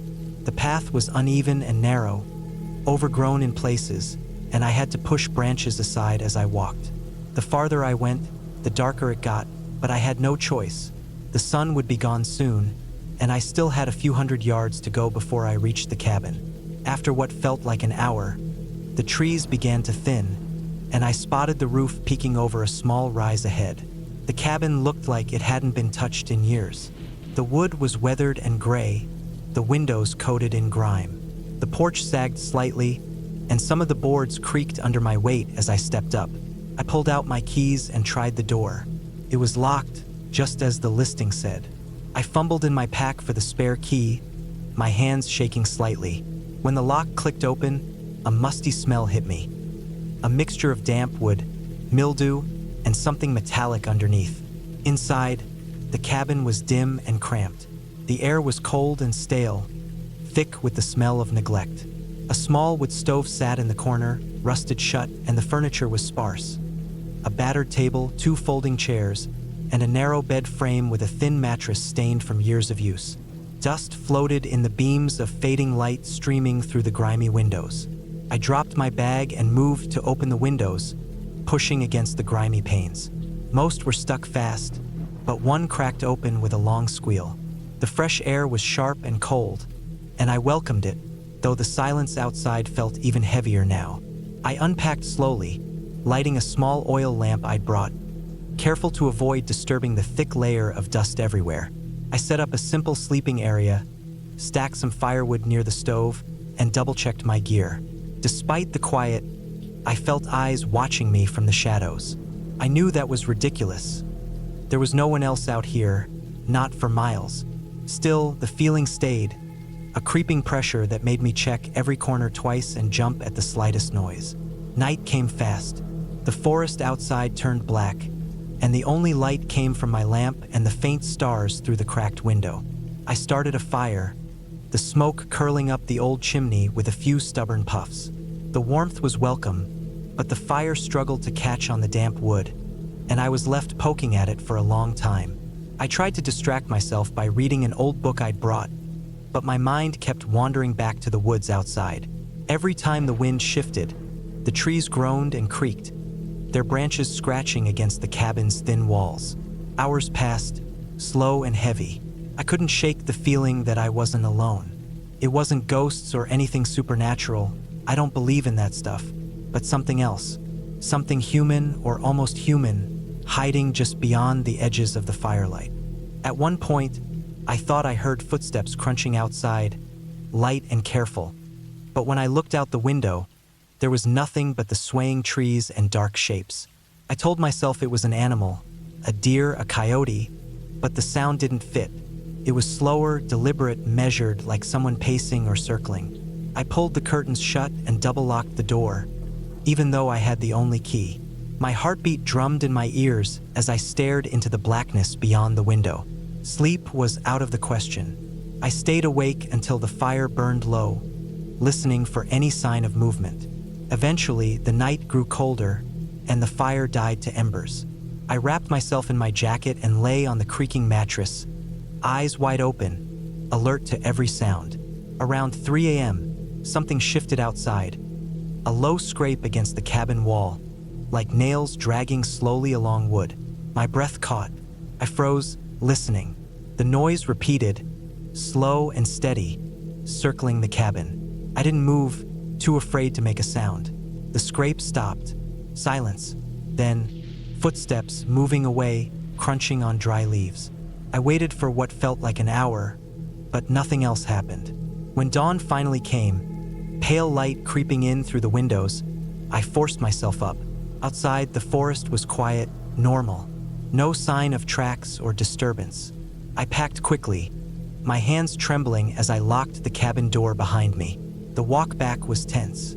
I kept glancing behind, expecting to see someone watching, following. But I made it to my car without incident, heart still pounding. I never went back to that cabin again. Even now, when I think about it, the feeling stays. like something was out there in those woods, watching, waiting. Not a ghost, not a monster, just a person or something close enough to it, living in the shadows.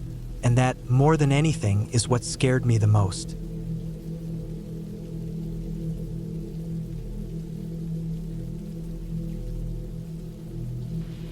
It was early October when I decided to take a week off from work and head out to a cabin deep in the woods.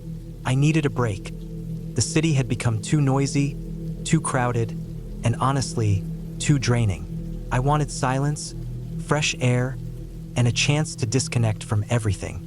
The cabin was one I'd rented online, tucked away in a dense forest in northern Vermont. The pictures looked perfect. A small wooden cabin surrounded by tall pine trees, a fire pit outside, and a nearby lake just a short walk away. I didn't expect anything extraordinary, just peace and quiet. I arrived late in the afternoon, the sun already dipping low behind the trees as I parked my car at the gravel driveway. The road getting there had been narrow and winding, barely wide enough for one vehicle, with branches scraping the sides as I drove slowly through the forest. When I finally reached the cabin, I noticed how quiet everything was. No birds singing, no wind rustling the leaves, just a stillness that felt heavy. The cabin itself was simple but sturdy. The wood was weathered and darkened by years of rain and snow, and the windows were small but clean. Inside, it smelled of old pine and faint smoke from the last fire. A small wood stove sat in the corner, and there were a few pieces of basic furniture: a worn sofa, a kitchen table with 2 chairs, and a bed with a thick quilt. I unpacked quickly, relieved to finally be somewhere without city sounds. After starting a fire in the stove and boiling water for tea, I settled in by the window. Outside, the forest stretched endlessly, tall trees casting long shadows in the fading light. I watched the dark come on slowly, the sky turning from orange to deep blue. When night fully fell, the silence was absolute. The only sounds were the occasional crack of a branch or the distant call of an owl. The first night was mostly uneventful. I slept poorly, waking at odd hours, partly from the unfamiliar sounds outside and partly from the strange feeling of being so alone. But it wasn't fear, just the way my body reacted to the unfamiliar environment. I reminded myself that I was safe, that there was nothing out there but trees and maybe some wildlife. The next day, I woke early and decided to explore the area. The cabin was close to a small lake, just a 15-minute walk through the forest. The path was narrow and overgrown, with fallen leaves crunching under my boots. The air was crisp and cool, carrying the scent of pine and damp earth. When I reached the lake, I stood at the edge, watching the water shimmer in the morning sun. It was beautiful, still, clear, and surrounded by trees that reflected on the surface like a perfect mirror. I spent the day hiking along some of the trails marked on a map I found in the cabin. The woods were dense, with thick underbrush and tall trees that blocked most of the sky. Occasionally, I'd come across animal tracks, deer hoof prints, the scratch marks of a raccoon, and once something bigger like a bear's footprint. I didn't worry. I kept my bear spray with me and stayed alert. That night, I cooked a simple meal over the wood stove and sat by the fire pit outside, watching the stars emerge. The sky was incredibly clear, the Milky Way stretching across it in a dazzling band. I felt a strange calm settling in. The world I had left behind, work, deadlines, endless emails, seemed so far away. But on the third day, things started to change. It began with small things. I noticed that the firewood I had stacked neatly outside was disturbed. Logs that had been arranged in piles were now scattered, some pushed aside like something had been rummaging through them. At first, I thought it was the wind or maybe an animal looking for shelter, but the ground around the piles was too dry and hard for footprints to show. Inside the cabin, I found a window slightly ajar, odd, because I was sure I had closed every one of them before going to bed. The latch was off the catch, and the glass was slightly smeared, as if someone or something had pressed against it. I checked the locks on the doors. They all seemed intact, but I had an uneasy feeling. I convinced myself it was probably a wild animal, maybe a raccoon or a bear that had come close.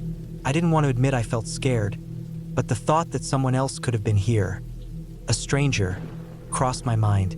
That night, I slept with the cabin door locked and wedged a heavy chair against it from the inside.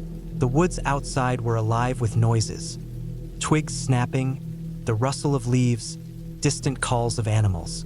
At one point, I thought I heard a low grunt or growl not far from the cabin, but I couldn't tell if it was real or just my imagination. The fourth day was the worst. I woke up early to find fresh footprints in the soft dirt outside the cabin. They were large, human-like, but the size was strange, too big for a normal man. The prints led from the edge of the forest toward the cabin and stopped abruptly at the doorstep. No footprints led away. It was as if whoever made them had just vanished. I spent hours walking around the cabin, looking for any signs of people or clues.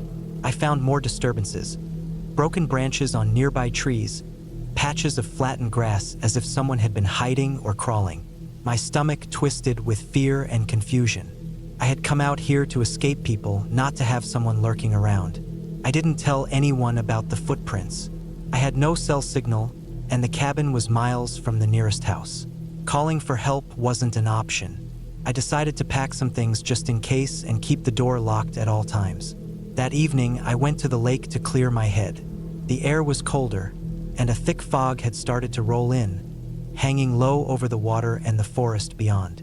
The lake's surface was smooth, reflecting the gray sky. As I stood there, I thought I saw a figure moving just beyond the tree line on the opposite shore. Tall, thin, and still. When I blinked, it was gone. I shook my head and told myself it was just a trick of the fog. Back at the cabin, I made sure all the windows and doors were locked.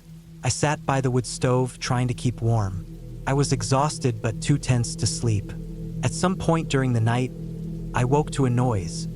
A sharp, sudden banging on the cabin door. It was loud, forceful, like someone trying to break in. My heart raced. I grabbed the chair wedged against the door and pressed myself against the opposite wall, listening. The banging came again, louder this time, and then stopped abruptly. I didn't dare look outside. I stayed frozen until dawn, the only sound my shallow breathing. When morning came, I cautiously opened the door just a crack. Outside, the ground was disturbed again, with deep scratches across the porch boards, like claws or a heavy tool dragged across them. The footprints were back, circling the cabin. I realized I wasn't alone, that someone had been watching me for days. But who, why, and what did they want? The rest of that day, I barely left the cabin. I ate cold food, drank water straight from the bottle, and tried to keep calm. I thought about my car, parked down the narrow road, and wondered if I could make a run for it. But the woods were thick, and the sun would set soon. That night was worse than the one before. Around midnight, I heard voices outside, low and muffled, just beyond the tree line. I couldn't make out words, but the tones were rough, urgent, and filled with anger. I didn't dare open the door or the windows. Suddenly, I heard glass breaking, the sound of the cabin window shattering. My heart pounded in my chest. I grabbed the heaviest object I could find, a cast iron skillet from the kitchen, and stayed as quiet as possible. The noises outside stopped. I waited for what felt like hours. When dawn finally came, I looked outside. The broken window was on the side of the cabin. Shards of glass lay scattered on the ground. Whoever had done this hadn't gotten inside, but the message was clear. I was not welcome. I called the local ranger station from my cell as soon as I had signal while driving down the mountain. I told them about the footprints, the broken window, and the banging. They said they would send a patrol, but it might take a while. I didn't want to stay another night. I packed my things quickly and drove away from the cabin, not stopping until I was well out of the forest and back on a main road. The whole time, I kept looking in my rearview mirror, half expecting to see someone following. Looking back, I realized what I experienced wasn't supernatural or imagined.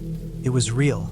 Someone had been living in the woods near that cabin, watching me, stalking me even. Maybe a homeless person or someone hiding from the law. Maybe a hunter or a criminal using the forest to avoid detection. Whatever their reasons, it wasn't safe. The silence and beauty of the woods hide dangers that no storybook ghost could match. People who don't want to be found, who don't want you there. I learned the hard way that sometimes The scariest thing isn't what you see.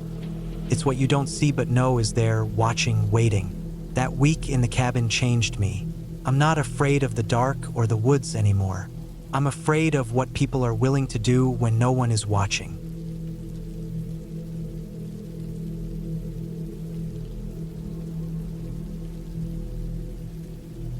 It was supposed to be a simple weekend trip.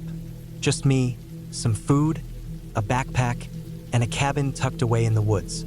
I had been feeling the pressure of city life, the endless noise, the crowded streets, the buzz of computers and people, the kind of stress that builds slowly until you can't even remember what silence feels like. So when I found that cabin rental online, I thought it was perfect. Isolated, off the grid, surrounded by trees. No Wi-Fi, no cell service, just peace. Or so I thought. I arrived late afternoon on a Friday. The drive from the city was long, winding down a narrow mountain road. The air changed as I climbed higher. Cooler, crisper, smelling of pine and wet earth. When I reached the small dirt parking area, the sun was low, casting long shadows between the towering trees. The cabin was about 50 yards away, just off a narrow trail that looked barely used. It was made of rough logs, with a small porch and a woodpile stacked to one side. It looked exactly like the pictures I'd seen online, maybe even better. Quiet, secluded. I unlocked the door with the key they'd sent me in the mail. The wood creaked softly as I stepped inside. The cabin smelled like old wood and something faintly musty, probably from the damp weather that had settled recently. Inside, it was simple but cozy. A small kitchen with a gas stove, a table, a few chairs. A wood-burning stove in the corner with a pile of logs stacked next to it. A couch with a few faded cushions. And a small bedroom off to one side. No electricity except for a single battery-powered lantern on the kitchen table. No cell service. No internet. I unpacked my bag, laid out some food on the table. A couple of cans of beans, some bread, a bottle of water. I wasn't planning on spending much time inside. The plan was to hike, read, and enjoy the silence. After a quick meal, I grabbed a flashlight and went out to explore the immediate area. The trees were thick all around, mostly tall pines and oaks. The forest floor was littered with fallen branches, pine needles, and patches of moss. The trail behind the cabin was narrow and winding, with the sound of a small creek nearby. I followed the path for maybe a quarter of a mile before turning back. It was peaceful. The only sounds were my footsteps and the occasional bird call. Back at the cabin, I stacked some wood in the stove and lit a small fire. The warmth filled the room, making the cabin feel more like home. Outside, darkness settled quickly. I stayed inside, reading by the firelight. Felt good to be disconnected. But as the night deepened, I started to notice things that unsettled me. Small sounds at first. A branch snapping in the distance. The wind shifting through the trees. The occasional thump, like something heavy moving just beyond the edge of the clearing. I told myself it was nothing. Just animals, probably deer or raccoons moving through the forest. But then I heard something closer. A low, heavy breathing just outside the window. I froze, staring at the glass. Nothing. I flicked on my flashlight and shone it out the window, sweeping the beam through the trees.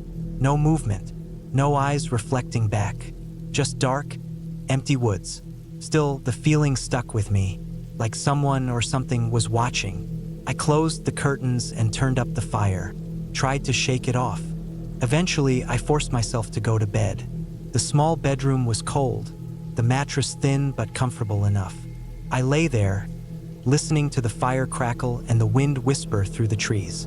But the noises outside didn't stop. There were footsteps now, soft but deliberate, pacing back and forth just beyond the cabin's edge. At one point, I heard a scraping sound, like someone dragging something along the dirt. I didn't sleep much that first night. The next morning, I woke early, feeling restless. I checked the perimeter of the cabin, flashlight in hand, looking for anything unusual.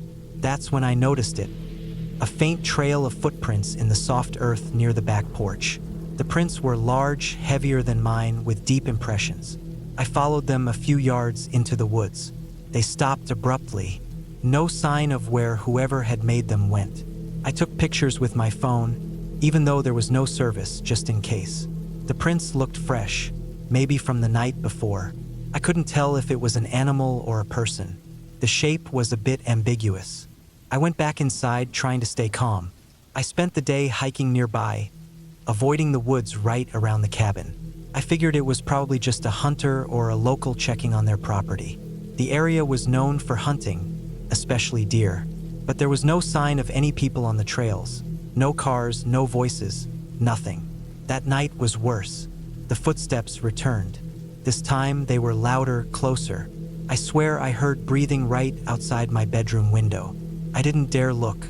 I sat in the living room with the fire going, clutching a heavy flashlight. I thought about calling the police, but I had no signal. The nearest town was miles away. I was on my own. Around midnight, something scraped hard against the cabin wall near the kitchen. I jumped up and shone the flashlight toward the noise. Nothing, just trees and shadows. The scraping came again, louder this time. It sounded like metal on wood. I grabbed the only thing I could, an old hunting knife I had brought along just in case, and sat in the corner, waiting. The noises stopped around 2 a.m. I stayed awake the rest of the night, listening, flashlight ready. The next morning, I went outside to inspect. There were deep gouges in the cabin's wooden siding near the kitchen window, as if someone had tried to pry it open with a crowbar or something similar. The marks were fresh, splinters of wood scattered on the ground beneath. That's when I realized something else was missing from the cabin. The small axe that had been leaning near the firewood pile was gone. I was sure I had left it there the day before.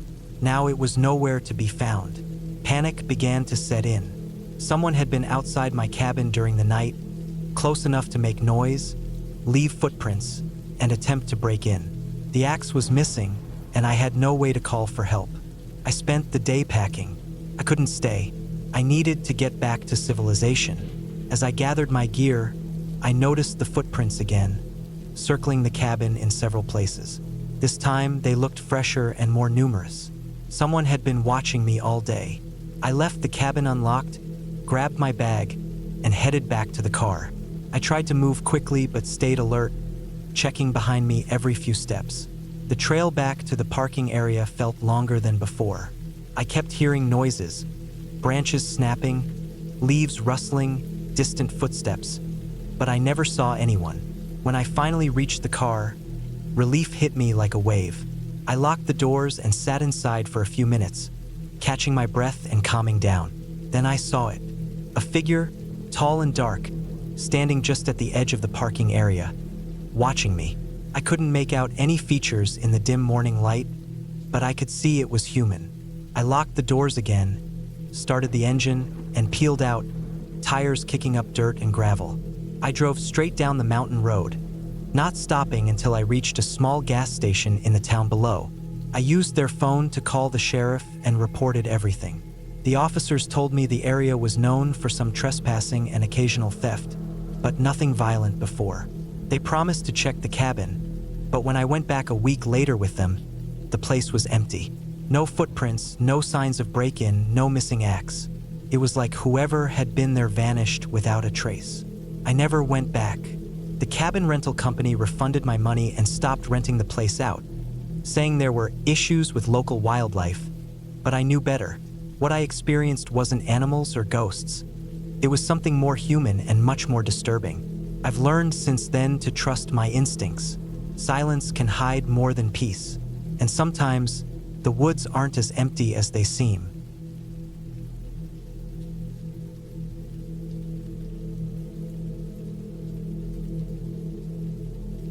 I had been looking forward to this weekend for weeks. After months of non-stop work and the usual city noise, the idea of spending a few days in a remote cabin, surrounded by nothing but trees and silence, seemed like the perfect escape. I wanted to be alone with my thoughts, disconnected from the constant buzz of emails, phone calls, and social media. The cabin wasn't fancy. In fact, it was pretty bare bones, but that was the whole point. It was an old rental tucked away in the forest, about 3 hours from the nearest town. When I first drove down the dirt road leading to it, the sun was just starting to dip behind the pine trees. casting long shadows across the ground. The drive itself was peaceful, with only the crunch of gravel under my tires and the occasional bird call breaking the quiet. I rolled down the windows to let the fresh, pine-scented air fill the car. The closer I got, the thicker the forest seemed to grow around me. I passed a few small cabins scattered here and there, but none looked lived in. Most of them looked as old and weather-beaten as the one I was heading to. When I finally reached the cabin, I parked next to a small wooden porch. The cabin was made of rough-hewn logs, darkened by years of weather. The windows were grimy, and the door creaked on its hinges when I opened it. Inside was a single room with a small kitchen area, a wood stove in the corner, and a narrow bed pushed against one wall. A few shelves held canned food and some basic supplies, and there was a stack of firewood near the door. The place smelled of damp wood and something like old smoke. Not unpleasant, but definitely not fresh. I unpacked my bag, lit a fire in the stove, and settled in for the night. The cabin's thin walls let in every creak and groan of the forest outside. The wind picked up around midnight, shaking the windows and rattling the porch. At first, I found the sounds comforting, a reminder I was really out here, far from city lights and noise. But as the hours passed, the noises began to feel less like natural forest sounds and more like something watching. I don't mean ghosts or spirits.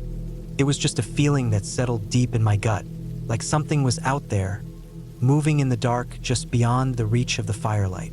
I tried to shake it off and went to bed, but sleep didn't come easy.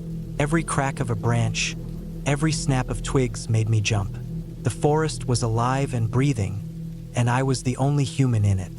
I kept imagining eyes glowing in the dark or footsteps circling the cabin. Eventually, exhaustion took over and I drifted off. But even then, my dreams were restless and filled with vague shapes lurking just out of sight. When I woke the next morning, the sun was filtering weakly through the thick canopy above. The air was cool and damp, and a light fog curled between the trees. I boiled some water for coffee on the stove and stepped outside. The forest was peaceful again, birds flitting between branches, leaves rustling softly. I told myself the night had just been my imagination playing tricks. I wasn't someone who believed in monsters hiding in the woods, but the feeling of unease lingered like a shadow. The plan was simple: spend the day hiking, take pictures, and clear my head. I grabbed my backpack, loaded with some snacks, a map, and a flashlight, and set off on the trail marked on the rental's map. The path wound through dense forest, over fallen logs, past a small creek with clear running water. I moved slowly, breathing in the fresh air, letting the silence calm me. For a while, it worked. The forest seemed to hold no threat, just quiet and beauty. But as the day wore on, things started to feel off again. The trail became less distinct, the undergrowth thicker. I noticed broken branches and crushed grass along the path. Signs someone or something had passed through recently. I checked the time. I had been walking for hours but had yet to reach the lookout point marked on the map. The sun was already lowering, shadows lengthening, and the air growing cooler. That's when I first heard it. A soft, deliberate crack behind me. I froze and turned quickly, scanning the trees. Nothing, just the empty forest. My heart rate sped up. I told myself it was probably an animal, a deer, maybe a fox. But the sound came again, slower this time, as if whoever or whatever was back there was moving with care, trying not to be noticed. I started walking again, faster now, eyes darting to every dark patch of underbrush. The forest seemed to close in around me. The trees were tall and thick, the canopy nearly blocking out what little sunlight was left. The trail underfoot was no longer clear, and I found myself stepping over fallen branches, tripping on roots, scrambling uphill on loose dirt. Then I saw it. Off the trail, about 20 feet into the trees, something caught my eye. A figure. It was just a shape standing still between two trees. At first, I thought it was another hiker, but the posture was wrong, stiff, unnatural. It was too dark to make out details, but the figure was tall, wearing what looked like dark clothing. The longer I stared, the more I felt my stomach tighten. I wasn't supposed to be here alone this late, and whoever that was, they didn't belong on this trail. I didn't want to stick around and find out, so I turned and ran, pushing myself down the path as fast as I could. My legs burned and my breath came hard.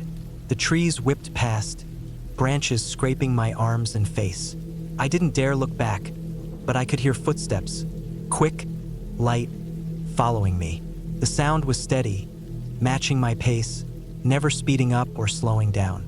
I burst out of the thick trees and onto a small clearing where the cabin's chimney smoke curled lazily into the air. Relief flooded through me. I was home, safe, but the feeling of being watched didn't leave. As I reached the porch, I saw something else. Footprints in the soft dirt leading right up to the cabin. They were large, booted prints, fresh. My hands trembled as I slammed the door shut behind me and locked it.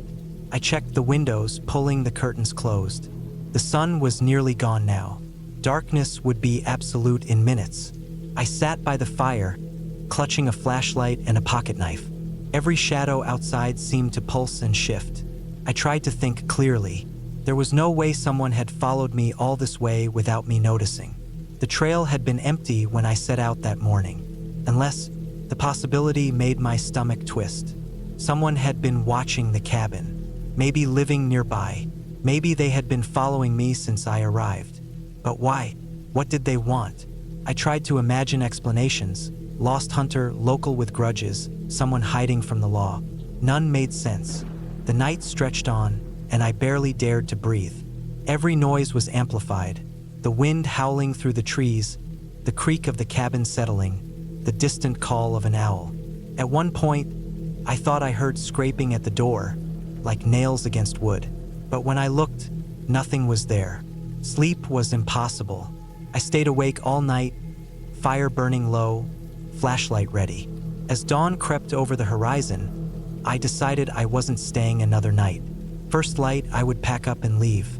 Morning came with an eerie stillness. No birds, no rustling.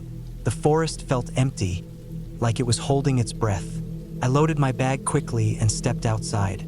The footprints from last night were still there, leading away from the cabin into the woods. I followed them, hoping they would lead to answers. The prints wound through the trees, sometimes disappearing, sometimes reappearing. After about an hour, I reached an old hunting shack I hadn't noticed on the map. It was run down, windows boarded, paint peeling. I stayed hidden behind a tree, watching. Then I saw movement. A man emerged, wearing a dark jacket and a baseball cap pulled low. He carried a rifle slung over his shoulder and had a strange, focused look on his face. He didn't see me. I wanted to call out, warn him that I knew he was here, but my voice caught in my throat. Instead, I slipped back the way I came and returned to the cabin. I had no idea what the man's intentions were, but I knew I couldn't stay. I packed the rest of my things, doused the fire, and locked the cabin one last time.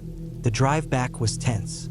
I kept checking my rearview mirror, half expecting to see headlights following me on the winding road. But the way was empty. When I finally hit the highway and the trees gave way to open sky, relief washed over me. I still don't know who that man was or why he was near the cabin. The local rental agency said no one else had been staying there recently. The forest is supposed to be safe, quiet. But I learned that sometimes the scariest things aren't ghosts or monsters. Sometimes it's knowing there's someone out there watching you, unseen, waiting, real. And that's the thing I remember most about that weekend. The feeling that I was never truly alone. Not because of anything supernatural, but because out there in the dark, people are out there. And some of them don't want to be found.